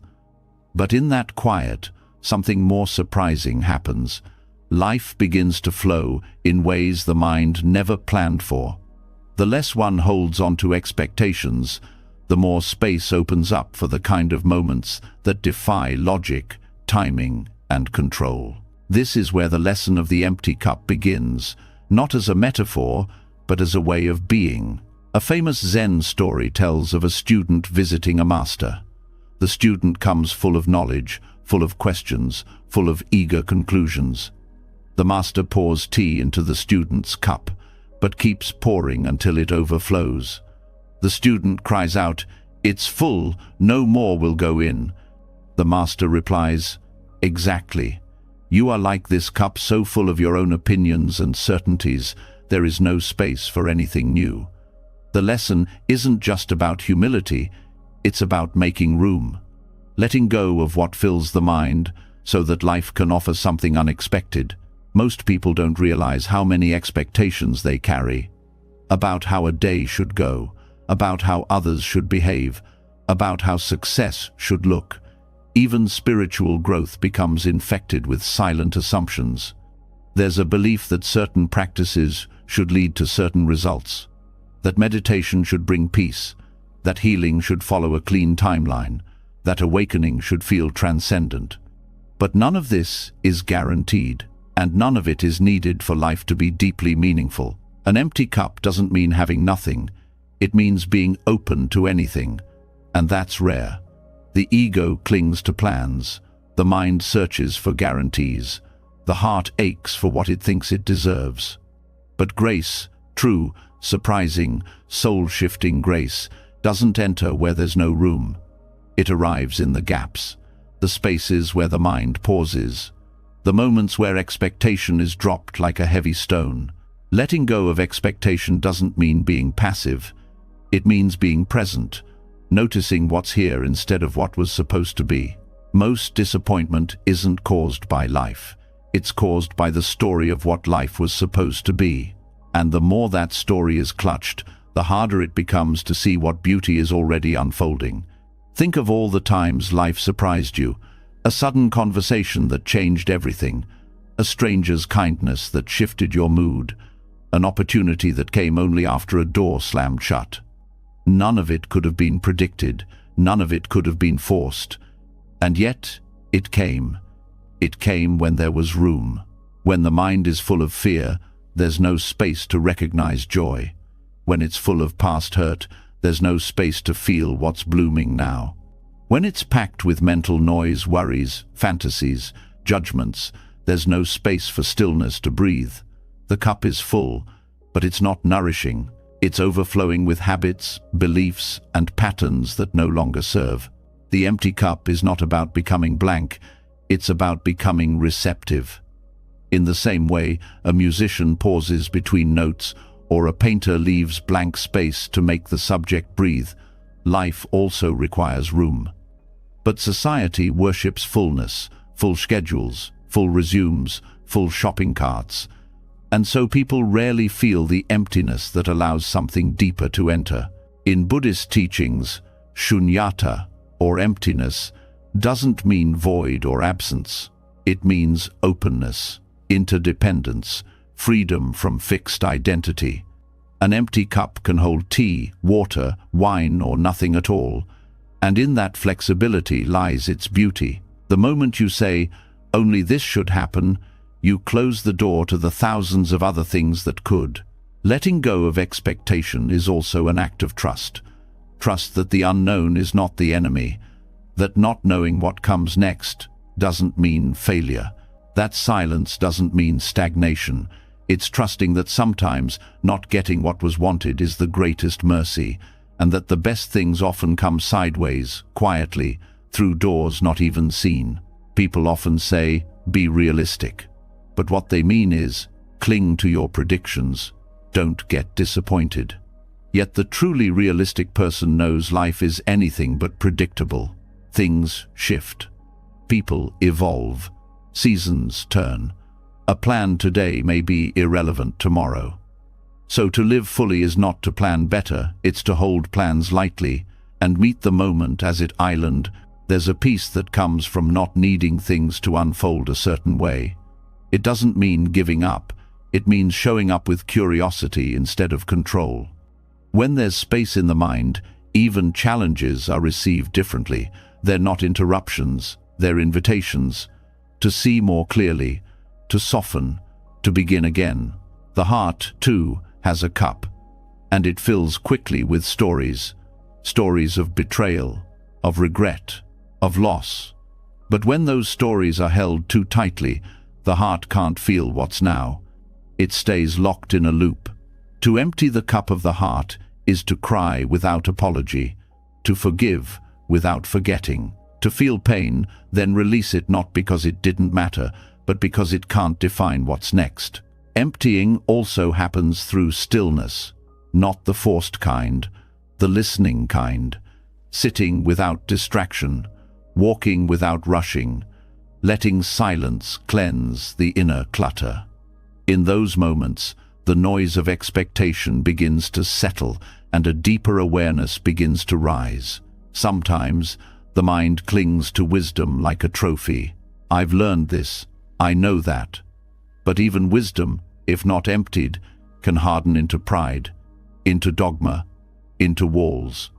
The wisest people often say the least, not because they lack insight, but because they're still learning, still letting life teach them, still making space, Letting go of expectations doesn't mean becoming numb, it means becoming alive to what island? A child crying in a supermarket, a storm ruining weekend plans, a friend not calling back. None of it feels like grace, but sometimes, in those very moments, something unplanned opens a deeper breath, a flash of understanding, a softening that wasn't there before. Life rarely gives what's asked for in the form expected, but often it gives something better. Not more glamorous, not more impressive, but more needed, more honest, more real. When the cup is empty, it can receive whatever comes: joy, sorrow, insight, mystery, and it can pour it out again without clinging. True freedom isn't getting everything wanted. It's not needing to know what's next. It's walking into each day with hands open. It's speaking without rehearsing, loving without scripting, living without demanding guarantees. When someone fully lets go of expectation, they don't become passive. They become powerful in a quiet, resilient way. They don't resist life, they respond to it. They don't chase meaning, they create it in every action, no matter how small. The empty cup doesn't mean you have no desires. It means desires no longer dictate your peace. You can want and still release. You can act and still surrender. You can dream and still welcome surprise. Grace, by nature, can't be controlled. It shows up when least expected, and it only enters where there's room. So each time you notice the mind grasping, pause, breathe, loosen your grip, pour out what no longer serves, and stand still for a while. In that space, the unexpected may arrive not as a miracle, but as a gentle shift, a new insight, a quiet joy, a softened heart. The cup is never meant to stay full. It is meant to hold, release, and receive again. That is its gift. That is its nature. That is the quiet art of making space for the unexpected. And just like that, as the cup empties and the soul learns to release its grip on outcomes, a different kind of strength begins to stir. Not the kind made of willpower or declarations, but the kind that bends without breaking. In the quiet space where control is let go, there's something else waiting. Something softer, something stronger. The kind of resilience that doesn't resist the storm, but flows with it. The bamboo does not stand tall by being rigid. It survives the wind because it bows. When life collapses unexpectedly, jobs lost, relationships ended, identities questioned, the first instinct is often to cling harder, to hold tighter to titles, roles, routines, and images of who one believes they are.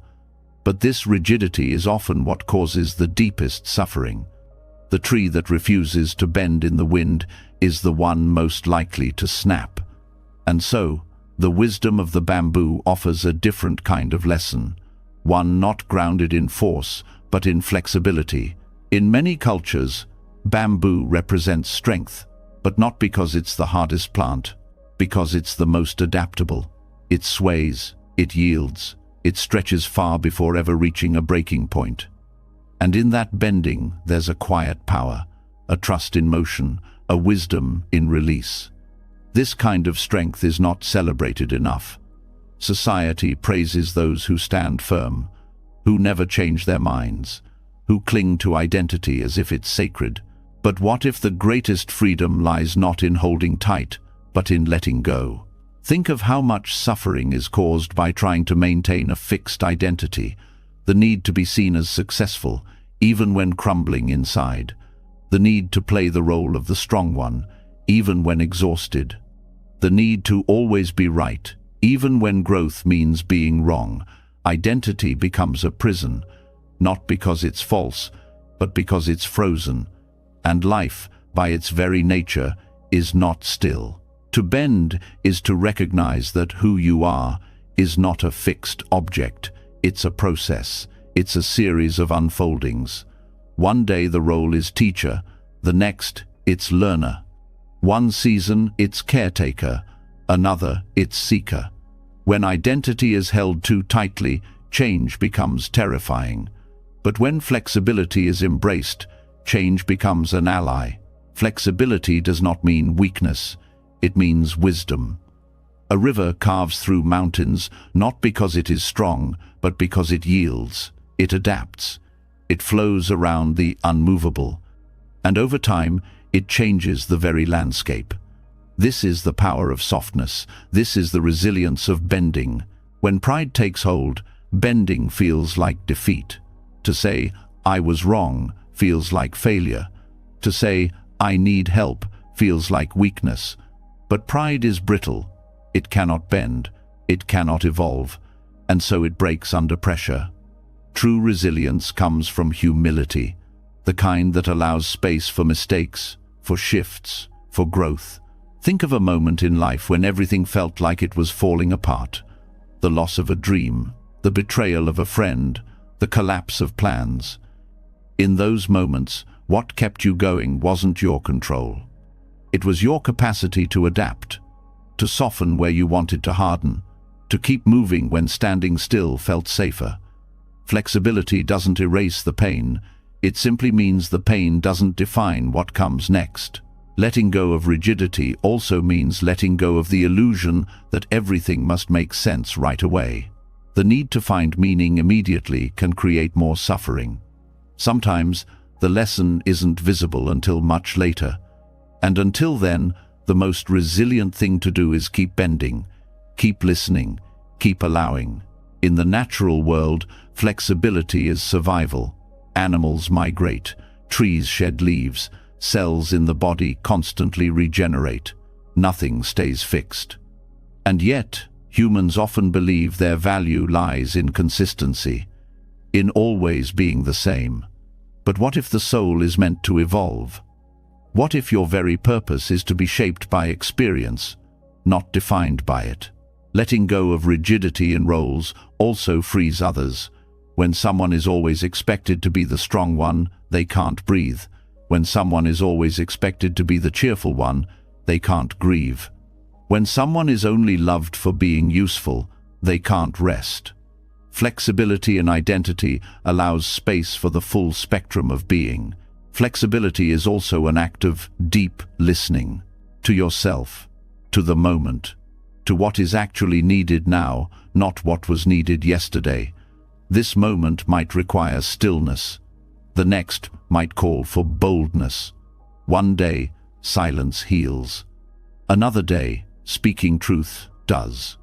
The flexible soul doesn't resist these shifts, it responds to them. In Buddhist teachings, the middle path is often misunderstood as a compromise. But it is not weakness, it is balance. It is wisdom that doesn't lean too far in any direction, that knows how to center itself, not by rigid discipline, but by gentle correction, like a dancer adjusting mid-step, like bamboo swaying but not falling. In meditation too, this flexibility matters. Some days the mind is loud, other days it's calm. The point is not to force silence, but to meet the mind as its island, to bend with it, not against it, to sit not to achieve, but to allow. The practice isn't perfection, it's presence. Relationships thrive when flexibility is present. The ability to say, "I was wrong," or "I've changed my mind," or "let's start over." Rigidity demands being right. Flexibility values connection over ego. It lets go of the need to win and chooses to understand instead. Even the body teaches this. Muscles that are never stretched become stiff. Joints that are never moved lose their range. Resilience is not just about strength, it's about fluidity. Emotional, mental, physical, spiritual. To remain open, supple, responsive. And in grief too, flexibility is survival. There is no straight path through loss. Some days, the sorrow feels far away. Other days, it hits like the first hour. To move with that, to bend with the waves, is not weakness, it is the only way to stay afloat. Flexibility also means not needing to define everything.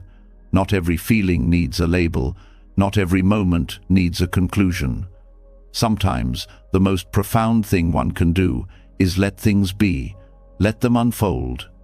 Let them move through and beyond. The bamboo bends because it trusts the storm will pass. It doesn't resist the wind, it dances with it. And when the storm is gone, the bamboo is still standing. Not because it fought harder, but because it surrendered more wisely. That kind of resilience is not dramatic, but it is lasting.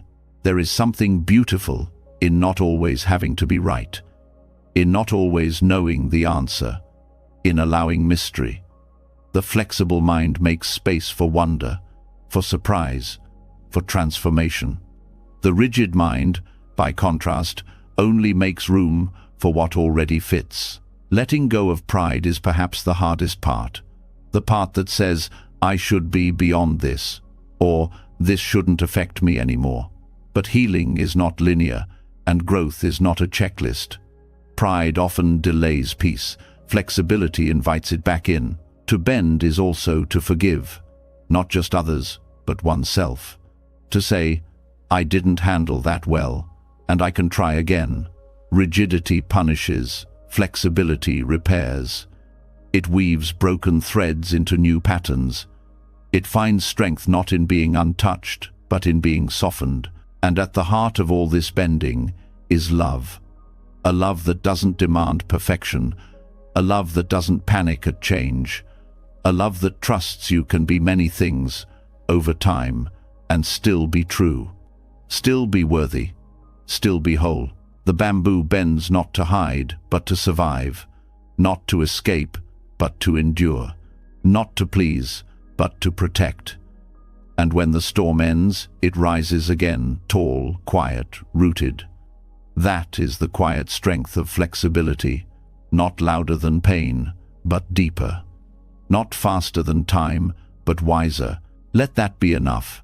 Let yourself bend when needed. Let yourself stretch when called. Let yourself flow where life moves, and trust deeply, quietly, that you will not break. And, just like the bamboo that returns upright after the storm, quiet but unshaken, there comes a moment when even the mind's most persistent tempests begin to fade. Not because they've been conquered, but because something deeper has been understood. It's no longer about resisting the force. It's about recognizing the illusion behind it. And this brings us to a moment of great tenderness, one that reveals the heart of the inner struggle not as a fight to win, but as a presence to be understood. It's the final visit of Mara. Mara is not a villain in the way stories often cast shadows. He doesn't carry weapons, doesn't roar through the forest, doesn't trap anyone physically. Instead, Mara whispers the thoughts that feed self-doubt, fear, anger, craving, and despair. He is not outside. He is the voice within that question's worth, that resurrects past wounds, that ignites silent wars under the skin. And yet, in the Buddha's final days, when Mara visits again, something remarkable happens. There's no battle, no banishment, no resistance. There is, instead, an offering of tea. That moment reveals something far more powerful than discipline. It reveals acceptance, and not the passive kind. This acceptance is wise. It sees clearly. It meets the darkest thought without panic. It says, I see you. You do not control me. You may sit here, but you no longer run the show. This is how the Buddha greets Mara in the end, not with force, not with denial, but with full awareness and compassionate presence. What makes Mara lose his grip is not being defeated, it's being welcomed, being seen without fear, being treated like a guest, not an enemy. That response removes the fuel from the fire. And that's the lesson. Negative thoughts thrive on rejection, on being pushed away, on being feared. They lose power when brought into the light with steady, calm attention. Many live in a constant state of silent combat, waging war against their own minds. Thoughts arise unwanted, intrusive, uncomfortable, and the reaction is immediate. Get rid of it. Fight it. suppress it, but that fight becomes the trap. The more resistance, the more attention. The more attention, the more rooted the thought becomes. It's like trying to silence an echo by shouting at it. The story of Mara is a mirror. It reflects the parts of ourselves we label as unworthy. The inner critic, the anger, the craving, the sadness. But labeling them as enemies only feeds their strength. When the Buddha sees Mara, he calls him by name, not in fear, but in recognition. "Ah, Mara," he says gently, "you are here again." This act of naming is not just poetic, it is powerfully disarming. Naming brings consciousness, consciousness brings space, and space interrupts the cycle. Negative thoughts are not proof of failure, they are part of the human experience. What transforms the experience is how they are met. Meeting them with curiosity instead of judgment changes everything. Asking, "Where did this come from?" or "What is this trying to protect?" opens a new path. A path not of control, but of understanding. Letting go of the battle doesn't mean giving up. It means changing the nature of the relationship. Instead of trying to win against the inner voices, the path is about inviting them to speak and listening without being consumed. This isn't easy, especially when those thoughts are tied to pain, but compassion disarms what force cannot. Mara appears most strongly when things are quiet. In moments of stillness, during meditation, at night before sleep, he comes dressed as restlessness, as doubt, as distraction. He says, "This silence is dangerous. Do something." And often people obey, not because they want to, but because silence becomes unbearable when they don't know how to hold what rises in it. But what if silence isn't empty? What if silence is just the space where truth waits beneath all the noise? When Mara says, "This isn't working," compassion replies, "I hear you, but I'm staying." When Mara says, "You're wasting time," compassion replies, "There is no rush." This gentleness is not weakness. It is the firm hand that chooses peace over panic.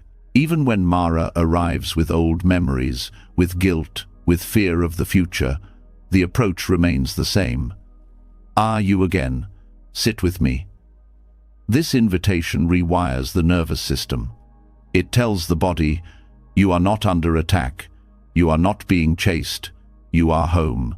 So much of suffering is not in the thought itself, but in the resistance to it. "I shouldn't feel this. This shouldn't be happening. Why is this back?" These thoughts compound the pain, but when resistance softens, the thought often dissolves on its own. Not instantly, but eventually, like a wave that crashes and then retreats back to sea. Mara thrives on urgency, on the belief that discomfort must be fixed now. But what if discomfort is just a signal, not a danger?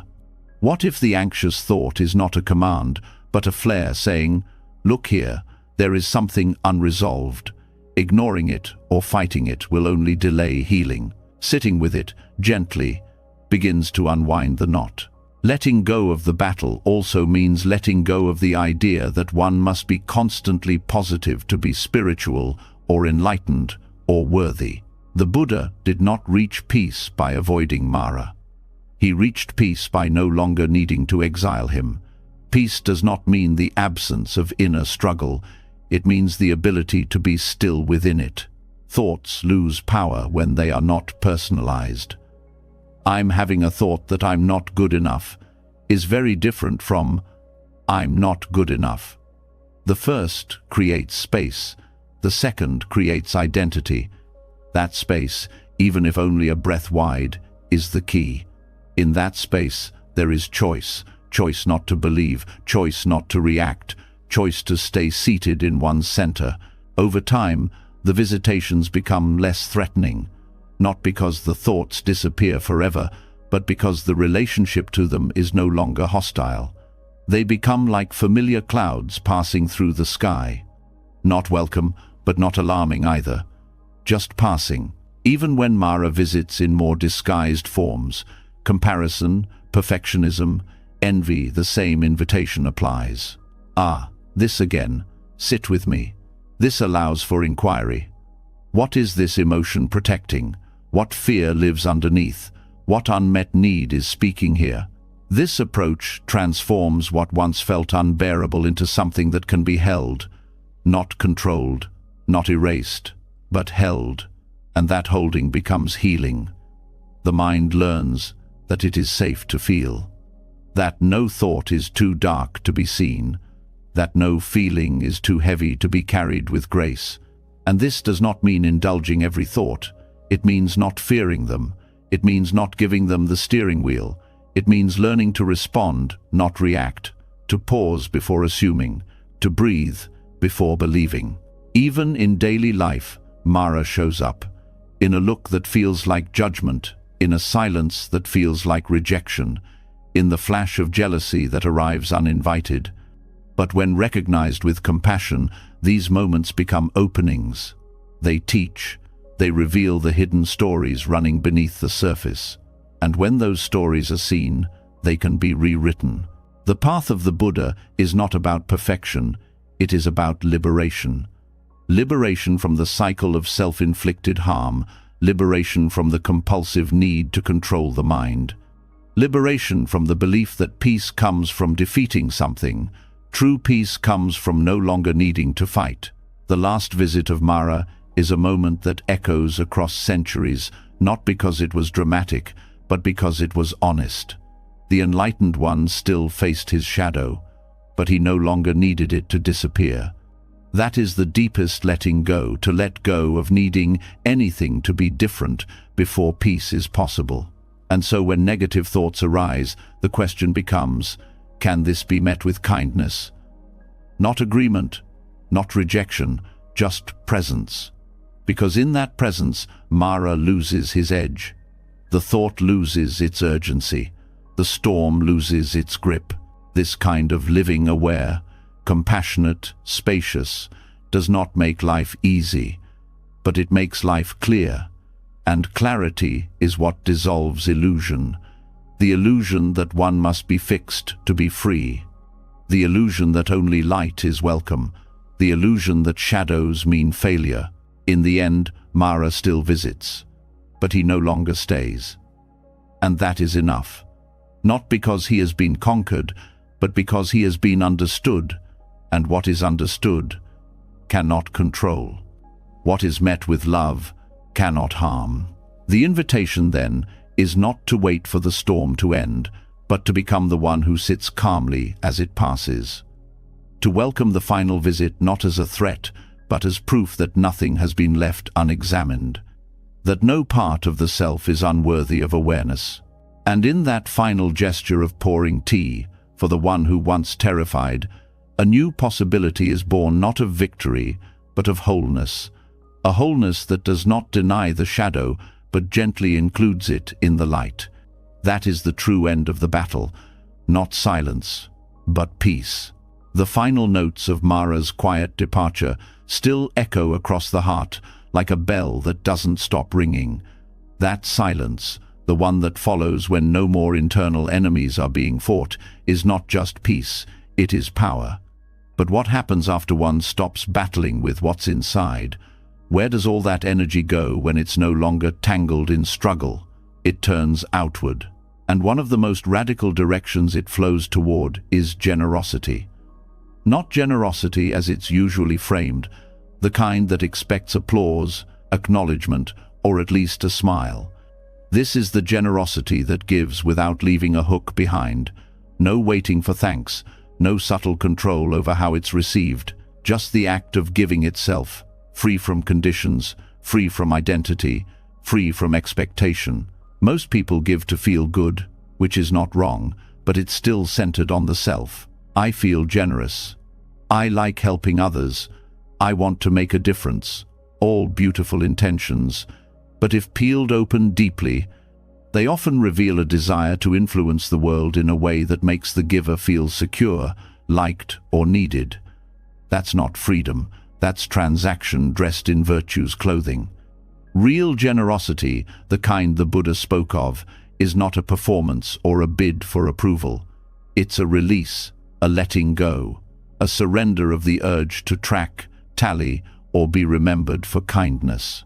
Dana, the Pali word for generosity, was the very first step on the noble path, not because it's easy, but because it breaks the hardest thing, the grip of mine. When something is given without clinging, without the invisible leash of, I hope they notice, I hope they reciprocate, I hope this changes something, it becomes sacred. It becomes the act itself. And in that, the giver disappears, the receiver disappears, and only the giving remains. That is what it means to let go while giving. It's not giving up, it's giving through. This kind of letting go cannot be faked. The body knows when it's pretending. The heart knows when it's bargaining. Even the smallest internal voice, the one that lives beneath the smile, will whisper, I still wanted something from this. And that whisper is where the practice begins. Not in shaming the desire for return, but in seeing it clearly and softening into it. When giving becomes a mirror for our attachments, it becomes a teacher instead of a transaction. Letting go through generosity also dissolves control. So much of modern life is engineered around controlling outcomes, how others see us, how they respond, what they give back, whether they stay or leave. Even love is sometimes offered like a seed planted in hopes of a particular kind of bloom. But non-grasping generosity doesn't plant for a harvest. It lets the seed fall where it may. It accepts that some will grow, some won't, and some might be eaten by birds before they even reach the ground. And it doesn't follow up. It doesn't check the soil. It doesn't say, look what I did. It walks on, open and empty, with hands that remain outstretched, not to catch, but to release again. Even in speech, the practice shows itself. A kind word given without waiting for warmth in return is a form of freedom. A favor done without tracking how many favors are owed. A secret kept without needing the person to be grateful. Every time something is offered with open palms instead of clenched fingers, the internal tightness softens, and something profound shifts. The identity of the generous one, the narrative of the self as good, worthy, or enlightened, begins to dissolve too. True Dana strips away the storyteller. It doesn't feed the ego, it empties it gently. In this way, non-grasping generosity becomes a kind of purification. It burns the self-concern that hides inside even our best qualities. The act of giving becomes an undoing. Not a subtraction of worth, but a subtraction of burden. The burden of needing to be seen a certain way. The burden of managing how the world receives what we offer. When those layers peel back, what remains is raw, alive, and incredibly light. And it's not only about material giving. The most subtle gifts are the ones that most often go unnoticed, and that's precisely their power. Giving time without checking the clock. Giving attention without planning what to say next. Giving space for someone else's pain without shrinking away or trying to fix it. These are offerings that ask nothing in return, not even comfort. They don't need to be seen or praised to be real. In fact, their invisibility is what makes them sacred. There's also the paradox that the less we expect from our generosity, the more deeply it nourishes. When someone offers water to a stranger without knowing if it's appreciated, that gift becomes a moment of freedom. But when someone gives and waits to be thanked, even if silently, the giving turns into a debt ledger. It becomes heavy, and eventually, that weight turns into resentment. They didn't appreciate me. They didn't acknowledge what I did. But these statements reveal that the giving was never free. It was always a negotiation with a hidden clause. Appreciate me, or I'll suffer. In letting go of that clause, the suffering dissolves with it. Even in spiritual practice, generosity can become sticky with identity. Meditators who give time to others sometimes wrap their offerings in silent contracts. I did this for you, so you should see me as wise. Teachers who share knowledge may cling to being needed. Parents who sacrifice may secretly demand emotional repayment. None of this is shameful. It's human, but it's also imprisoning.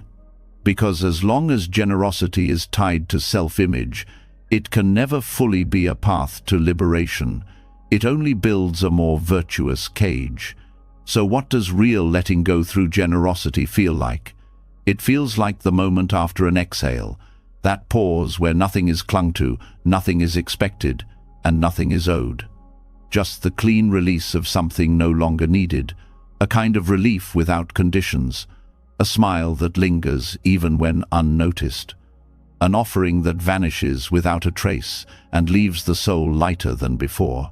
Even more challenging is giving when it feels like there's nothing to give, not because of poverty, but because of exhaustion, hurt, or isolation. But sometimes the most radical generosity is not a thing or a word, but a pause, a breath taken for another person instead of a reaction, a willingness to listen even when we're tired, a decision not to pass judgment when it would feel so good to do so. These are not small things. They are tectonic shifts in a world addicted to reaction and retaliation. Generosity also reshapes how we view rejection. When something is given freely, rejection doesn't wound, because the giving wasn't a bid for connection, it was an act of inner release. If the other accepts it, wonderful. If they don't, it remains pure. And this frees the giver from the tyranny of needing validation to feel whole. It shifts the center of power inward. The choice to give becomes the liberation itself, not the outcome.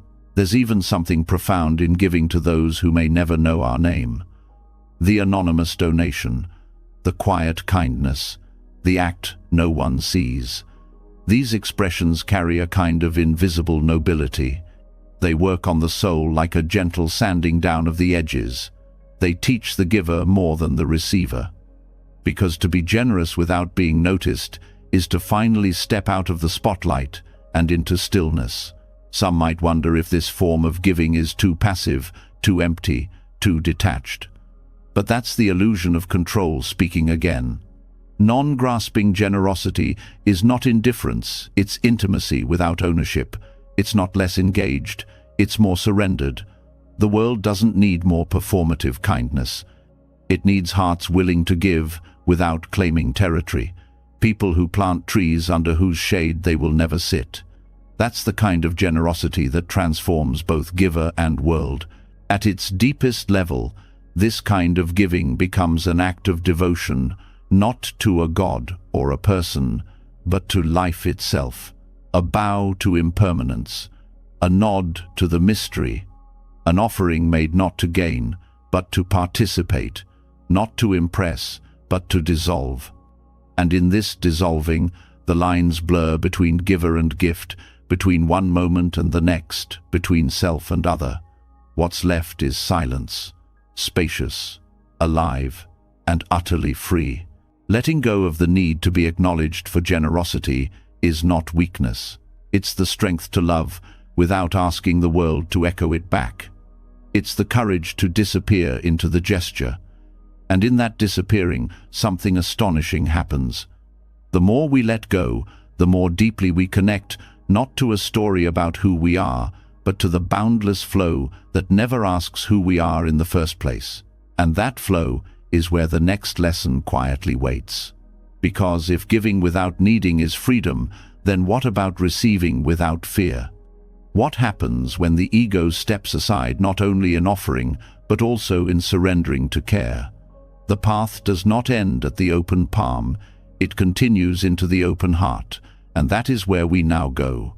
When generosity has no grasping, when giving comes with no strings, a new kind of peace arises. But just when the heart begins to soften in that spaciousness, life brings another wave. Not a wave of gratitude, not a reward, but a surge of chaos, unpredictability, and emotion that does not respond to goodness with symmetry. That is where the next lesson begins, in the recognition that life does not follow the logic of fairness, but dances like the sea, rising, falling, surging, withdrawing, And in that rhythm, something vital waits to be seen. Most of the struggle comes from trying to fix life in place. People chase comfort, trap happiness in routines, organize calendars as if time could be tamed, love as if relationships could be frozen into perfection, and practice mindfulness as if peace could be bottled. But the wave does not ask permission to crash. The tides do not wait for readiness. The seasons do not ask if winter is convenient. Samsara is not a puzzle to solve, but an ocean to ride. And those who learn to surf the chaos become intimate with a deeper kind of strength, not the strength of resistance, but the strength of flexibility. The more one tries to tame samsara, the more brutal it becomes. Every plan disrupted, every dream delayed, every emotion misunderstood becomes a personal failure. The stories in the mind tighten around the neck. It starts to feel like life is happening to you. But that feeling is not because of life, it's because of the grip. The wave cannot be stopped, but the grip can be loosened. There's an old story of a monk who fell into a raging river. The current tossed him toward jagged rocks and over sharp drops. Spectators screamed from the banks, helpless. But the monk reappeared miles downstream, unharmed, laughing. When asked how he survived, he said, "I became the water." To become the water is not to surrender to despair. It is to stop bracing. It is to feel the direction of the current and move with it without losing oneself. That is the art of letting go of control without letting go of discernment. Surfing samsara means feeling the wave under your feet, but keeping your balance in the moment, not in the map. No one controls the ocean. But every surfer knows the rhythm of waves can be felt in the body, and that rhythm is enough. Buddhism never promised to end the ocean. It promises to end the illusion that you are its victim. Samsara includes birth and death, joy and grief, gain and loss. It spins the wheel without asking. But the heart that knows how to rest in the spin, how to breathe in the motion, becomes less shaken. This is not detachment by numbness. This is intimacy with impermanence. Control is seductive. It feels like safety. But what it produces is tension, anxiety, and an endless hunt for perfect outcomes. Control demands guarantees. Wisdom watches patterns. Control resists failure. Wisdom expects tides. Control builds walls. Wisdom rides waves. One of the most painful attachments is to emotional predictability. People often believe they should always feel a certain way, calm, productive, grateful, peaceful. When emotions change like the weather, they interpret it as weakness. But thoughts are waves, feelings are waves, moods are waves. Clarity comes, then it goes. It is not a problem to fix. It is a motion to observe. There is a beauty in the fleeting nature of experience. The ocean does not grieve the wave that just passed. It is already forming the next. The one who lets go of taming begins to ride the rhythm instead. And that rhythm becomes its own kind of peace, not because it eliminates chaos, but because it includes it without flinching. Trying to tame samsara leads to blaming oneself for every downturn. It creates shame around grief, guilt around anger, resistance to rest. It creates inner judges that whisper, "If you were more spiritual, you wouldn't feel this." But wisdom does not avoid the low tide. It sits with it. It does not try to speed up recovery. It listens to what sorrow teaches. A wave carries you farther when you stop thrashing. The same applies to sorrow. The same applies to confusion. Stillness is not always a destination. Sometimes it's what arises when resistance quiets. Letting go of the need to tame also means letting go of the illusion that progress is linear. One day you feel clear. The next, everything is fog again. This does not mean you are back at the beginning. It means the path is not a ladder, it's a spiral, and sometimes spirals double back before moving forward. Samsara is not a punishment. It is a teacher that refuses to speak in straight lines. It teaches through contrast, through texture, through the unexpected. And once it is no longer treated as an enemy, its lessons begin to land differently, not as disruptions, but as invitations to deepen the inner stance of balance. To surf samsara is to become a witness to both chaos and stillness with equal intimacy. It is to stop labeling days as good or bad, and instead greet each one with curiosity. The wave that crashes might be followed by the one that lifts. The joy that vanished may have left a silence wide enough to hear truth. The pain that came without warning might have softened something hidden. Sometimes, in the attempt to tame samsara, people chase enlightenment like a finish line. But what if enlightenment is not an escape from the wave, but a posture within it? What if the awakened ones are not those who float above reality, but those who laugh while soaked in its salt? The more one loosens the grip on outcomes, the more life begins to move again. It is often the chase that exhausts. It is the grasp that tightens pain. But the breath that returns to presence again and again becomes a surfboard in the storm. Balance is not stillness. It is adaptation. Even the Buddha sat under the Bodhi tree not to escape the world, but to understand it. Enlightenment did not erase the wave. It gave him the eyes to see it differently. The rains still came, illness still came, death still came, but fear, the need to tame, the illusion of control, those fell away. Every attempt to control another person's reaction, to script the timing of healing, to lock in a constant state of motivation or clarity, is a form of trying to tame the ocean. And every wave that breaks that expectation is an opportunity to ride something wilder, something real. Letting go of taming samsara is not passive. It is not carelessness. It is awareness that energy spent resisting could be used dancing, that the muscle used to clench could be used to paddle, that the voice used to blame could be used to sing. When you stop trying to tame the wave, you start hearing its rhythm. You stop yelling at the thunder and start listening to the rain. You stop measuring the worth of the day by what stayed in place and start learning from what moved. True resilience is not a hard shell. It is a soft center that can flex, adjust, shift, and still remain whole. The wave never breaks the ocean. In the same way, chaos never breaks the one who rides it with presence. Samsara may never be still, but the heart can be, and not because it hides, because it learns to breathe with the wave instead of against it.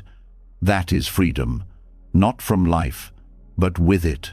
And still, even after letting go of the need to be thanked, even after loosening the grip on outcomes and praise, there is one more subtle place where control hides within the assumption that peace is a permanent achievement. As if once equanimity is tasted, it will remain. As if the mind, once clear, will never again stir. But waves don't apologize for rising after falling. They are not wrong for returning. The ocean is not broken because it never holds still, and this is where the next lesson begins. There are those moments when everything finally feels okay. Not extraordinary, not euphoric, but okay, in a way that feels enough. Then, without warning, a crash. Something shatters a plan, a mood, a hope, and all that stillness is gone. The reflex is to grasp again, fix it, make it stop, patch the hole and hold the ocean back with a bucket. But the wave is not the enemy. The chaos is not the failure. Samsara, this cycle of becoming, breaking, becoming again, is not a mistake. It is the dance of form and emptiness. And wisdom begins when the dance is no longer resisted. Trying to tame the chaos of life is like yelling at the tide for not keeping still. The mind builds fortresses out of expectations and calls it safety. But all things conditioned are impermanent. Every relationship, every thought, every breath arising and dissolving like foam. When the heart breaks, it is not proof of personal failure. When plans collapse, it is not karma gone wrong. These are the signatures of motion, not punishment. And when one sees this, not just intellectually but through the marrow of being, resistance begins to melt. Riding the wave does not mean liking every moment. It means no longer needing to control it. It means grieving without drowning, laughing without clinging, working without becoming the work. It means meeting each crest and fall with the same gaze, neither seduced by the high nor destroyed by the low. This is not detachment. This is intimacy with reality. There is a quiet strength in those who no longer demand that life be fair, not because they've given up, but because they've seen that fairness is a human metric applied to a mystery too vast to calculate. Life unfolds not by fairness, but by interdependence. A butterfly flutters in the Amazon, and rain falls in Spain. A kind word uttered in a market 20 years ago becomes the reason someone does not give up today. When viewed this way, even the wave becomes a teacher. Most people wait for the storm to pass so they can feel calm. But the teaching of the Dharma is not about waiting. It's about seeing that even in the storm, there is something unshaken. There is a silence, not silenced by thunder, a stillness under the surface. The calm is not after the wave. The calm is inside the one who surfs it. And surfing doesn't require special talent. It requires presence, feet not anchored in sandcastles, but knees bent, heart open, and eyes awake. Pain becomes agony when it is labeled as wrong. Sadness becomes despair when it is labeled as failure. Samsara becomes suffering when it is resisted. The wave is not what breaks us. What breaks us is trying to control the rhythm of a universe that never signed our blueprint. The liberation is not in getting the ocean to be still. The liberation is seeing that we were never separate from it. Every attempt to tame life is an attempt to deny its wisdom. Control is often fear in disguise. It is the child who builds walls around their heart after one betrayal and forgets to open the gate again. It is the planner who micromanages the future to avoid past pain, only to find that life does not follow spreadsheets. Surrender is not the enemy of progress. It is its foundation. Because when we stop resisting, energy is freed. What was once used to fight the current is now used to float, to notice, to breathe. Even enlightenment, if grasped, becomes another chain. Even serenity, when clung to, becomes another desire. True freedom is not having it all figured out. It is being at peace even when nothing makes sense. It is bowing to the wave, not to worship chaos, but to acknowledge its inevitability. The bow says, "I see you, I won't run, teach me."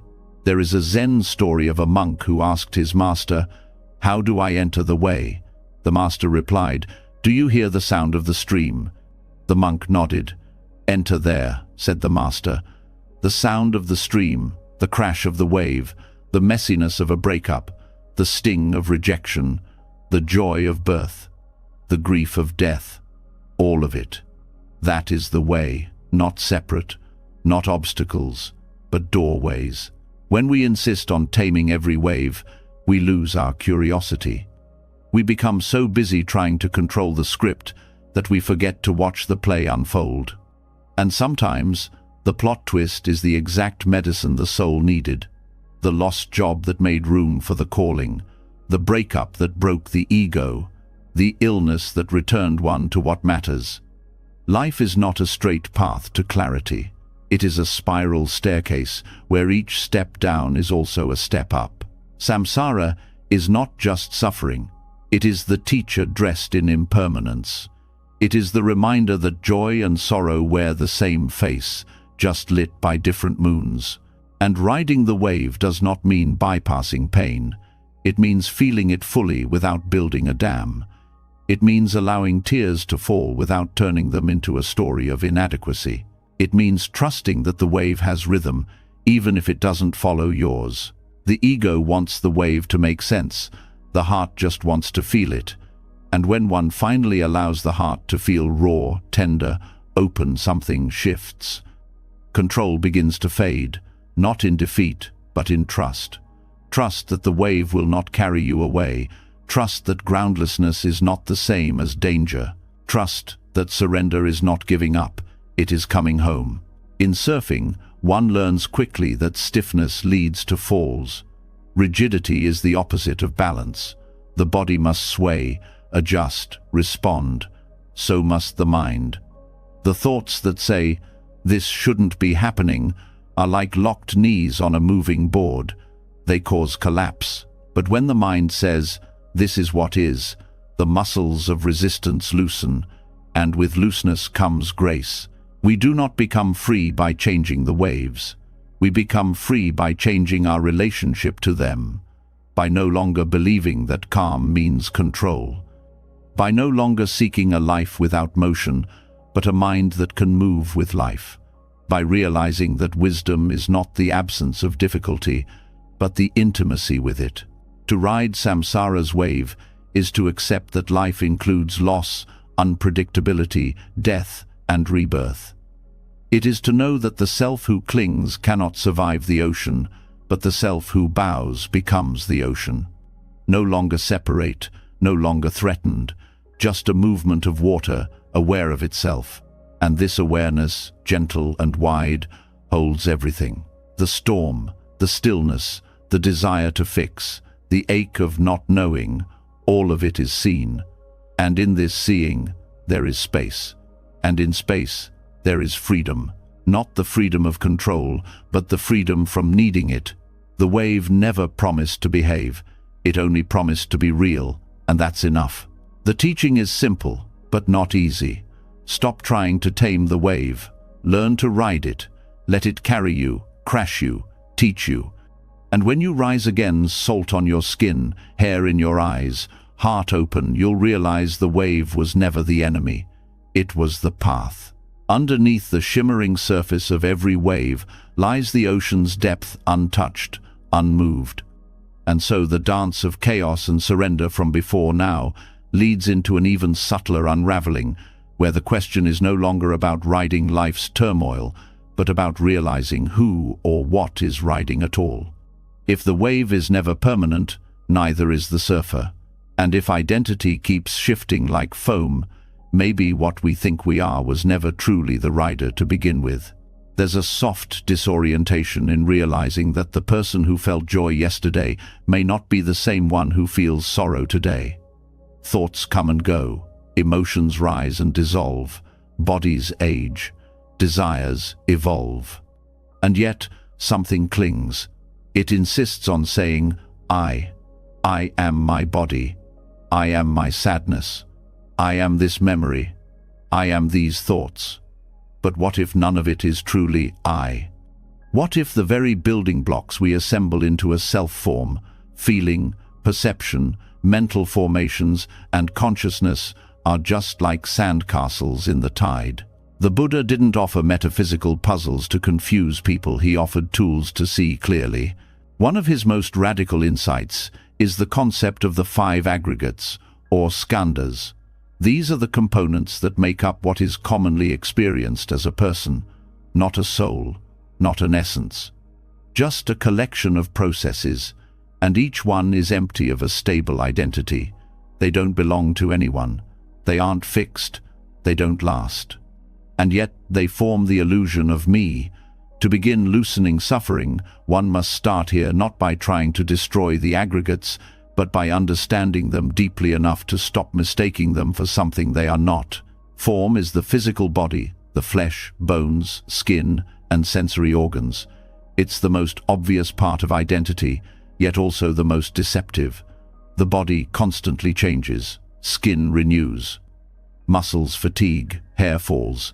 Disease and age shift the body's capacity. Still, society glorifies form as if it's a foundation. People sculpt it, decorate it, starve it, indulge it, believing they are beautifying the self. But form is not who is watching. It is what is watched. Just because it is the most visible doesn't mean it is the most real. Feeling arises next. Not emotions, but the immediate tone of experience, pleasant, unpleasant, or neutral. Every encounter, every sound, every touch carries this tonal flavor. It's how the mind begins reacting, yet feelings are entirely dependent on conditions. A meal tastes delightful when hungry, bland when full. A breeze is a gift in summer, a curse in winter. Feeling is like weather, it rolls in, it rolls out. But what most do is attach to the pleasant and reject the unpleasant, trying to control something that cannot be pinned down. Craving is born here. So is aversion, and so is much of suffering. Then comes perception, the mind's labeling machine. It recognizes patterns, assigns names, links present experience with memory. A face is seen and labeled: friend, stranger, threat, desire. A word is heard and instantly filtered through 1,000 associations. Perception organizes reality, but it also distorts, it oversimplifies. It carries the weight of bias, culture, trauma, and habit. Perception is not pure seeing, it is conditioned recognition, and yet people live inside it as if it's truth. Mental formations are perhaps the most subtle. These are the volitional tendencies, the impulses, habits, intentions, and emotional reactions shaped over years. When someone flinches at criticism, that's a mental formation. When jealousy arises, that too. They are not chosen in the moment. They erupt from the deep grooves of repeated reaction. These formations often operate beneath awareness, reinforcing the illusion of personality. I'm just an angry person. I've always been like this. But what is called personality is just a bundle of conditioned tendencies. Nothing permanent, nothing unchangeable, and certainly nothing solid. And finally, consciousness, the awareness that knows all the above. It seems like the most trustworthy. After all, isn't awareness what watches the thoughts, sees the colors, feels the feelings? But in Buddhist psychology, consciousness is not a monolithic observer. It's a flickering process that depends on contact with objects. Eye consciousness sees form. Ear consciousness hears sound. Each type arises and passes away depending on conditions. It is like a light that turns on only when a wire is touched. It's not a soul. It's not a witness. It's a function. To believe that consciousness is me is to confuse the mirror for the one looking into it. When these 5 aggregates are seen clearly, something strange and beautiful happens. The center starts to dissolve. There is no core self gluing them together. They arise together, codependent, but none can be pointed to as, "This is me." And without a self to defend, to promote, to fear for suffering begins to ease, not through force, not through denial, but through the gentle clarity of seeing. Letting go of the aggregates doesn't mean rejecting life. It means holding life more lightly. When pain comes to the body, it is simply form reacting. When sadness arises, it's a feeling, not a failure. When memories flood in, they are perceptions, not prophecies. When impulses shout inside the mind, they are formations, not destiny. And when awareness flickers, it is not proof of someone watching, but of processes unfolding.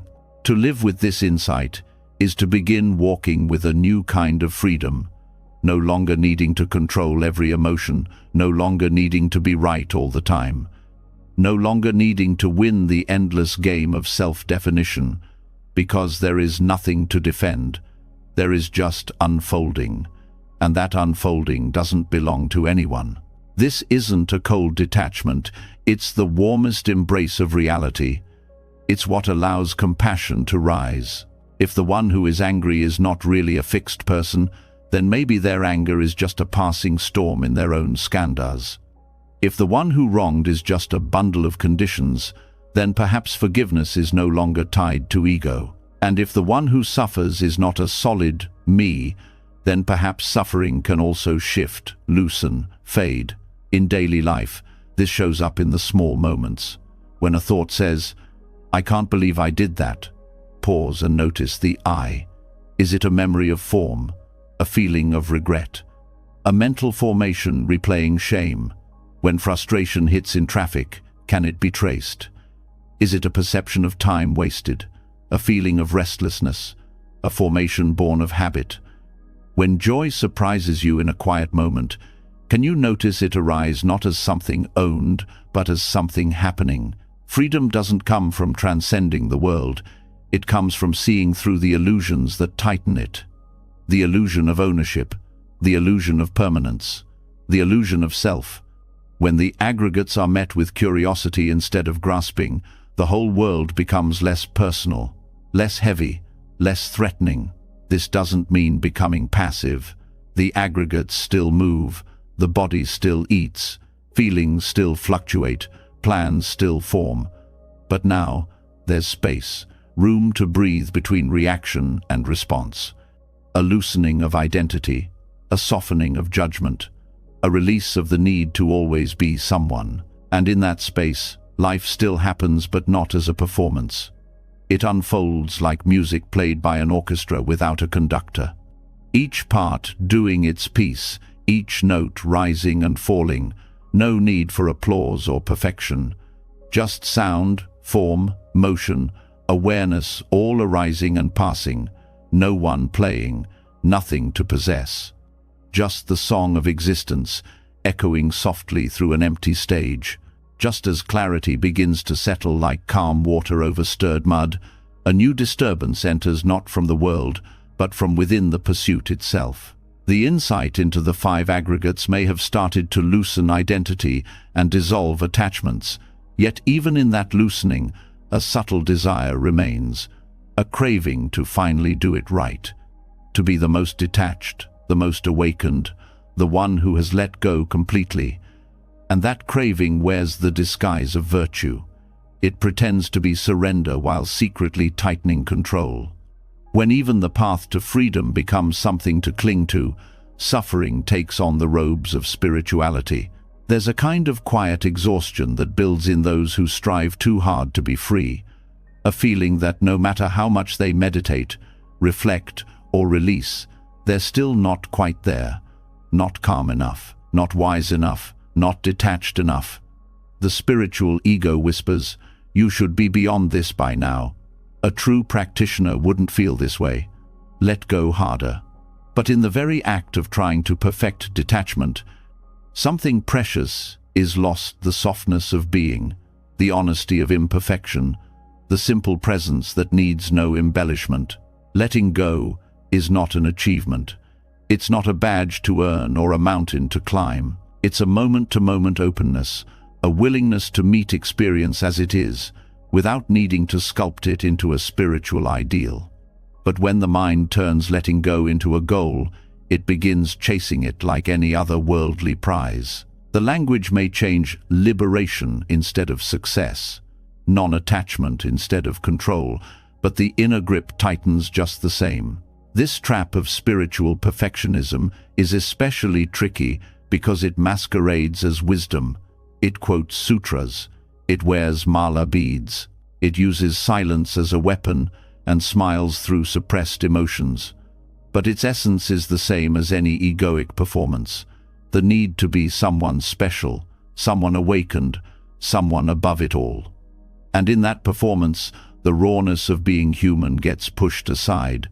Vulnerability is hidden, confusion is denied, and pain, when it inevitably comes, is treated as a personal failure rather than a natural part of life. One of the most dangerous ideas in spiritual circles is that certain thoughts or feelings shouldn't arise. That once one has let go, things like jealousy, grief, or desire are signs of regression. But the truth is, emotions don't ask for permission. They don't care about your spiritual timeline. They arise because conditions ripen, because the nervous system reacts, because you're alive. To judge them as failures is to place another layer of shame on top of the already difficult experience. And that shame comes not from the Dharma, but from the ego wearing a Dharma mask. The Buddha never taught that awakening was about becoming a perfect robot who no longer feels. He pointed to a freedom that includes emotion, that holds space for the mess, that lets experience arise and pass without adding layers of meaning. But to arrive there, one must be willing to let go of even the desire to arrive. To see that striving to let go is still striving, that craving not to crave is still craving, that becoming obsessed with non-attachment is just another flavor of attachment. It's not easy to recognize this pattern because it feels so noble. Who doesn't want to be free of suffering? Who doesn't want to let go of ego, greed, fear, and control? But when those goals turn into spiritual trophies, the path becomes a competition, quiet, internal, but relentless. And soon, the inner world is filled not with peace, but with constant measuring. Was I mindful enough today? Did I respond like a true practitioner? Am I enlightened yet? True freedom doesn't come from winning that game. It comes from stepping off the field entirely, from realizing that awakening is not a linear climb, but a deepening into what already island, that letting go is not something done, but something allowed. That spiritual growth doesn't always look like progress. It often looks like breaking down, falling apart, grieving what was, and meeting what's here with tenderness instead of judgment. There's a deep relief that washes over those who finally stop trying to be the perfect spiritual person, who let themselves cry without labeling it attachment, who admit to anger without needing to suppress it under layers of faux equanimity, who rest in their confusion without rushing to solve it with a quote from a teacher, because in those raw moments, something more honest begins to emerge. Not the polished self who has mastered detachment, but the humble presence that doesn't need to. And here lies the great paradox. The moment one lets go of letting go, real release begins. Not because they tried harder, but because they stopped interfering. The grasping to be grasped, free, ceases. The tension around being tensionless dissolves, and what's left is simplicity, unadorned, unedited, and beautifully flawed. This is not a dismissal of the path. Discipline, meditation, reflection, ethics, all of these matter. But they are not tickets to purity. They are tools for awareness, not weapons of self-judgment. When used gently, they open the heart. When turned into rigid ideals, they close it. The difference lies in intention. Is practice being used to support life or to escape it? To deepen understanding or to perform it?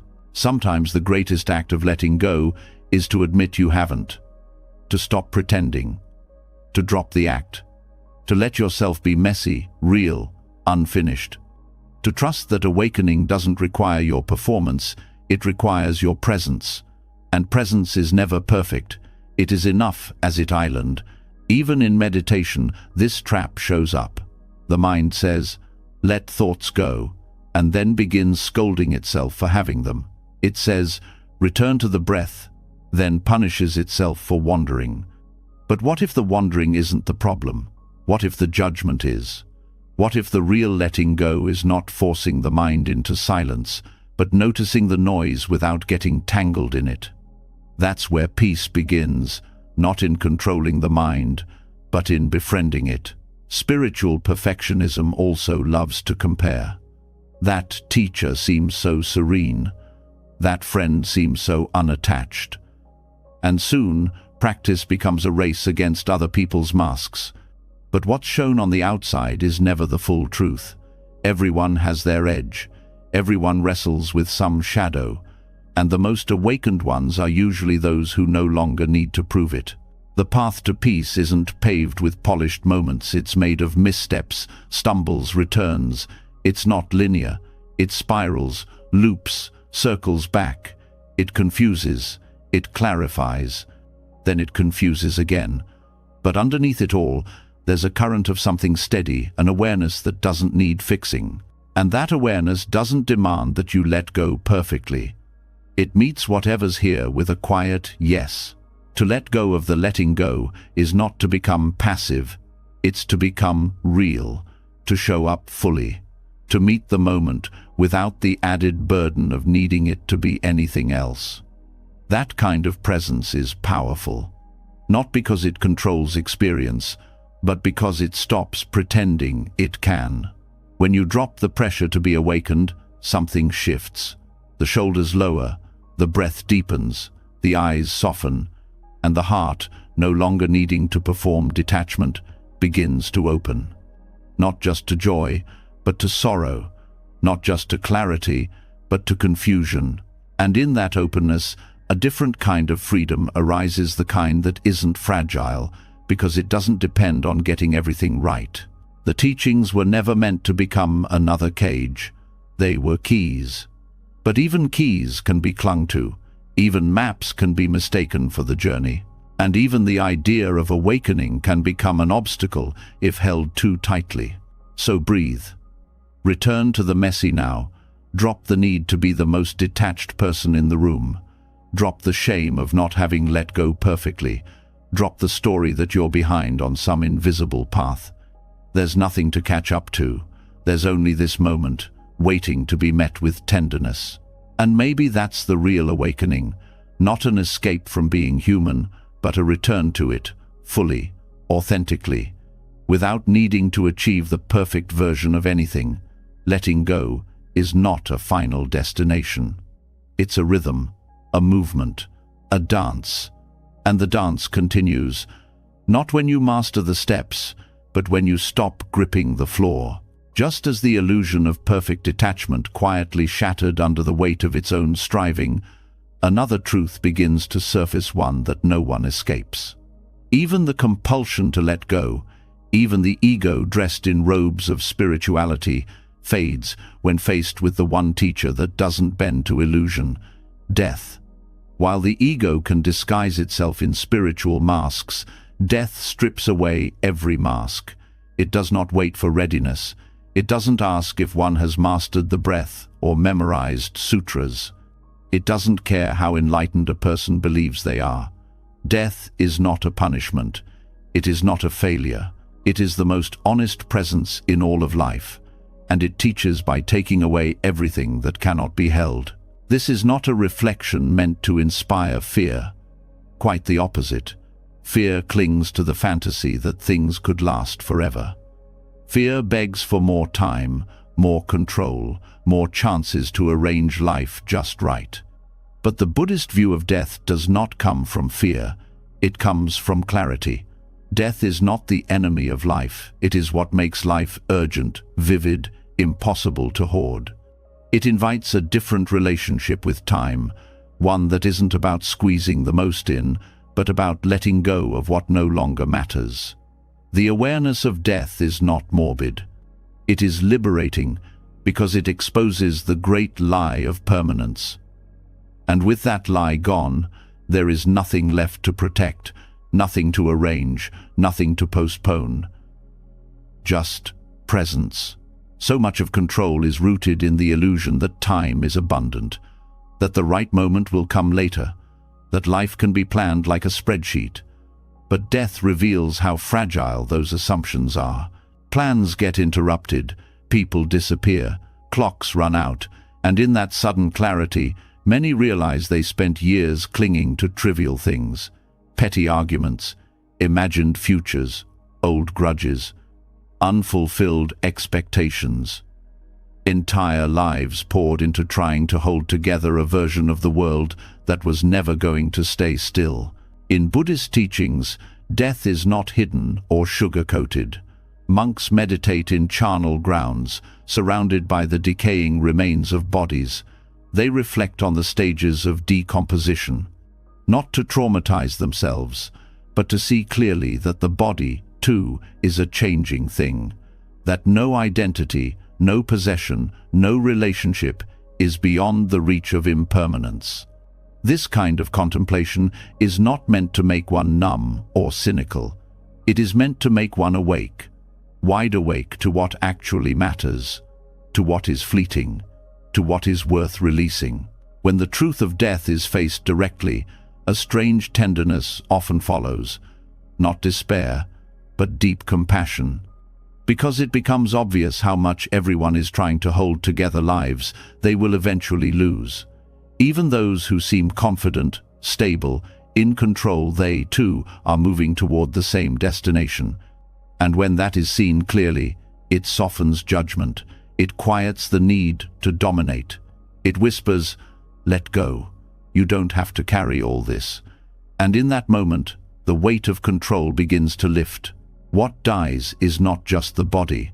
Expectations die, roles die, stories die, entire versions of the self dissolve. And yet, people continue trying to freeze their lives into predictable patterns, as if that could outwit change. But control is not strength, it is resistance. And resistance is always broken by time. What endures is not the structure of life, but the depth of presence within it, the love given freely, the moments lived fully, the breath that was truly felt. These cannot be hoarded or preserved, but they leave traces that linger beyond memory. Death also exposes the false urgency of so many daily concerns. The rush to be right, the need to win an argument, the obsession with status. These all crumble when held against the reality of impermanence. What remains, often, is a desire to forgive, to simplify, to be kind. Not because these are morally superior, but because they're what makes sense when time is short. And time is always short, even for those who feel young, healthy, untouchable. No one knows how many breaths are left, but each one is a chance to loosen the grip. Letting go because of death is not resignation. It is alignment with what is already true. It is moving with the current rather than against it. It is saying, if this moment is all I have, I will meet it fully without needing to fix it.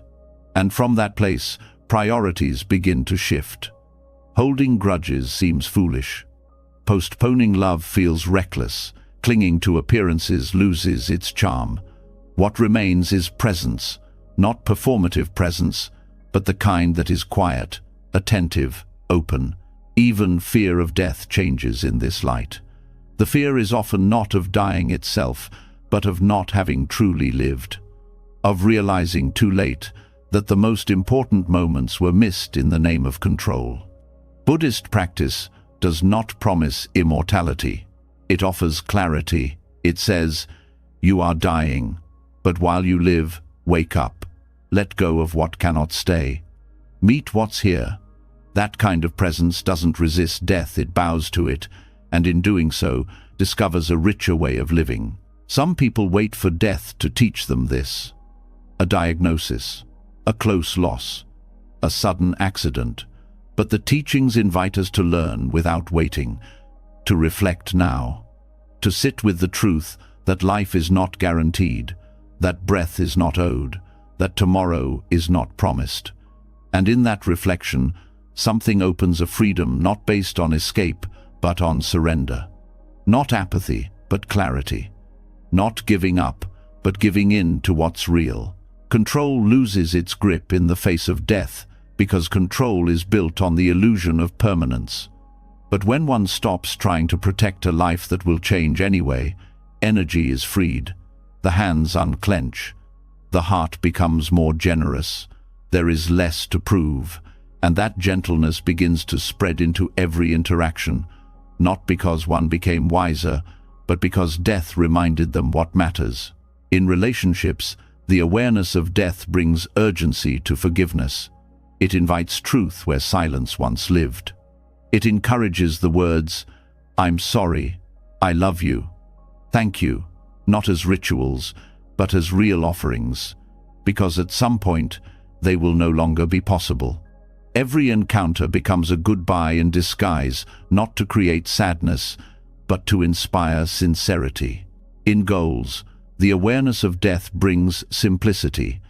It cuts through the noise of ambition and reminds us that achievement without presence is hollow, that being admired is not the same as being known, that being busy is not the same as being alive. When death becomes part of the inner conversation, the need to impress starts to fade. What remains is a hunger for authenticity, to live a life that feels honest, even if it looks small from the outside. In solitude, the awareness of death brings reverence. Each quiet moment becomes sacred, not because it is grand, but because it is finite. A cup of tea, a walk in the morning, the weight of a pet in the lap, none of it repeats the same way. And knowing this makes it luminous, not in a dramatic way, but in a gentle, heart-deep kind of way. This is not about glorifying death, it's about letting death clarify life, about letting it whisper, again and again, let go of what doesn't matter, let go of control, let go of delay. Because so many things are postponed in the name of some future stability. But that future never arrives in the way one hopes, and so life becomes a waiting room. The teachings of death open the door and say, you're already in it, live. Even practice itself can become a place of control, a checklist, a performance. But death asks, will this matter when the breath stops? That question is not to dismiss practice, but to deepen it, to remove the layers of striving, to bring it back to presence, to use it not as a ladder to enlightenment, but as a way to meet what's real. Buddhism teaches that everything conditioned will pass, not as a warning, but as a truth. This includes joy, pain, praise, blame, success, failure, the very identity one holds. And when that truth is not just understood, but felt, a great peace can arise. Not the peace of control, but the peace of not needing it. Letting go because time doesn't wait is not a threat. It's an invitation to love without holding back, to speak with honesty, to simplify the day, to rest in the body, to breathe deeply and mean it, to see beauty in what will end, to stop treating life like something to master and instead receive it as something to bow to. There is no schedule for this kind of letting go. It happens gradually, sometimes in waves, sometimes in moments of crisis, sometimes in the stillness of an ordinary day. But when it comes, it doesn't remove sorrow, it removes resistance to sorrow. It doesn't erase fear, it lets fear arise without needing to fix it. It doesn't promise eternal peace, it promises that even peace will change. And so life is lived, not in spite of death, but illuminated by it. The heart opens wider, the breath slows down, the hand releases what it once held too tightly. And in that softening, there is space for gratitude, for presence, for love that does not cling. Not because it is indifferent, but because it is awake to what passes, awake to what remains, awake to the gift of being here, now, even if just for a little while. And so, as the wisdom of death reminds us that holding on is not only futile but unnecessary, what remains is a silence so honest it doesn't need to be filled. It is in that silence that the next doorway opens. Not one made of thoughts or aspirations, but one that starts at the soles of your feet. To walk, not to get somewhere, but simply to meet this moment, not to escape, but to be embraced by the ground itself. The wind doesn't ask where it's going. The stream doesn't question its flow. There is a kind of dignity in simply moving without urgency, in existing without needing to earn one's place in the world. Mindful walking is not just a slower way of getting around. It's a practice of intimate presence, a rebellion against the need for arrival, a reminder that everything already island, the ground beneath the foot is always new, always offering a chance to begin again. And yet the mind keeps insisting, like a passenger on a train with no stations, that it must be somewhere else by now. The habit of chasing outcomes is so deeply woven into the fabric of daily life that even simple movement becomes a race. The walk from one room to another becomes an errand. The stroll becomes a workout. The journey becomes a judgment of whether time was well spent. Walking meditation slices through this conditioning like sunlight through morning fog. It turns each step into an act of rebellion against the notion that life must be justified. When attention drops into the heels, the ankles, the shifting weight, the quiet roll of motion, suddenly, the body is not a vehicle, it becomes the temple. This kind of walking is not about posture or performance. It has no audience, no final destination. It is not meant to be productive. It is meant to be honest. Each footfall is a bow to the earth, not because one is subservient, but because one is awake. The ground does not need worship. It simply offers stability without complaint. How strange it is that the floor beneath our feet, the path we tread daily, could hold the gateway to release if only we stopped trying to rush across it. To walk mindfully is to remember that presence is not a luxury. It is the only time anything real happens. The future is forever out of reach. The past is a shadow cast by memory. But the step being taken now, the shift of muscle and bone, the whisper of breath is the only living truth. There's nothing abstract about walking. It is the clearest expression of the body being here, alive, real. And yet it is so often done, half asleep. Try slowing down, not just to be slow, but to feel the difference between pushing and yielding. One step, then another. Not to cover ground, but to uncover it. The feet don't merely carry the body. They listen, they respond, they adjust to unevenness, soften into the curve of the earth. When movement is met with awareness, even the tiniest shifts become revelations. The way the toe meets the ground, the way the knee follows, the way the breath weaves into the rhythm. There is music in it all, but it can only be heard when the mind stops narrating and starts sensing. There is no need to walk in silence. Noise, like breath, like thought, is part of the landscape. A dog barking, a truck reversing, a child laughing. They don't have to be filtered out. They can be felt in the same way wind brushes the skin, not as intrusions, but as invitations. Each sound becomes part of the present symphony, and walking becomes the conductorless orchestra of awareness. There is no score, no tempo to maintain, only the gentle unfolding of one moment into the next. Many carry tension in their walk without realizing. The shoulders tight, the neck stiff, the jaw clenched, as if the walk must be purposeful to be worthwhile, as if relaxing into the body's natural rhythm is somehow wasteful. But when the attention drops from the head into the chest, from the chest into the belly, from the belly into the hips and feet, there's a cascading release, not just muscular, but psychological. The need to go somewhere dissolves. What's left is a rare kind of permission to be here, without needing a reason. The most difficult part of walking meditation is not learning to walk slowly. It's letting go of the mind's obsession with finishing. It will offer every excuse that this is pointless, that there are better things to do, that nothing is being achieved. It will itch with discomfort, not because the walk is wrong, but because it threatens the illusion that fulfillment lies somewhere else. The longer one walks without a purpose, the more the illusion cracks. Eventually, the walk walks itself. There's something deeply healing about meeting the earth with attention. No one has to be enlightened to benefit from this. No spiritual identity is required. The body knows how to move. The ground knows how to support.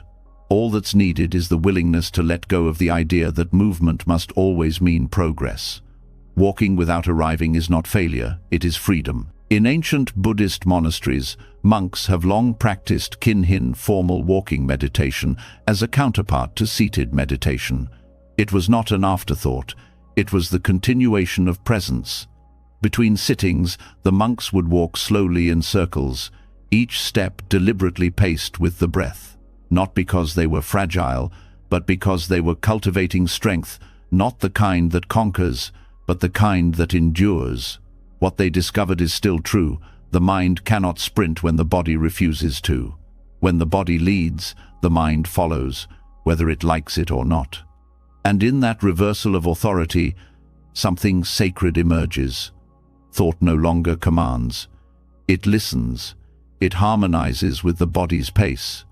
And just like that, control transforms into coordination. The inner chatter starts to fade, not because it is silenced by force, but because the body's truth rings louder. Modern life is allergic to slowness. The culture celebrates speed, optimization, productivity. To walk without hurrying is seen as laziness or luxury, but that's only because stillness is misunderstood. Walking meditation is not about moving less, it's about moving with clarity. And clarity does not arrive through hurry, it arrives through attention. There is no formula for how fast or slow one must go. The speed of presence is not measured in distance, it's measured in intimacy. How fully one feels the weight of the body, the contact with the floor, the texture of air against skin, the subtle rocking of the spine. This intimacy is not limited to monasteries. It belongs to anyone willing to return to their steps. A hallway can be a meditation path. So can a sidewalk, a grocery store aisle, a quiet garden, a rooftop, a driveway. The space does not sanctify the practice, the awareness does.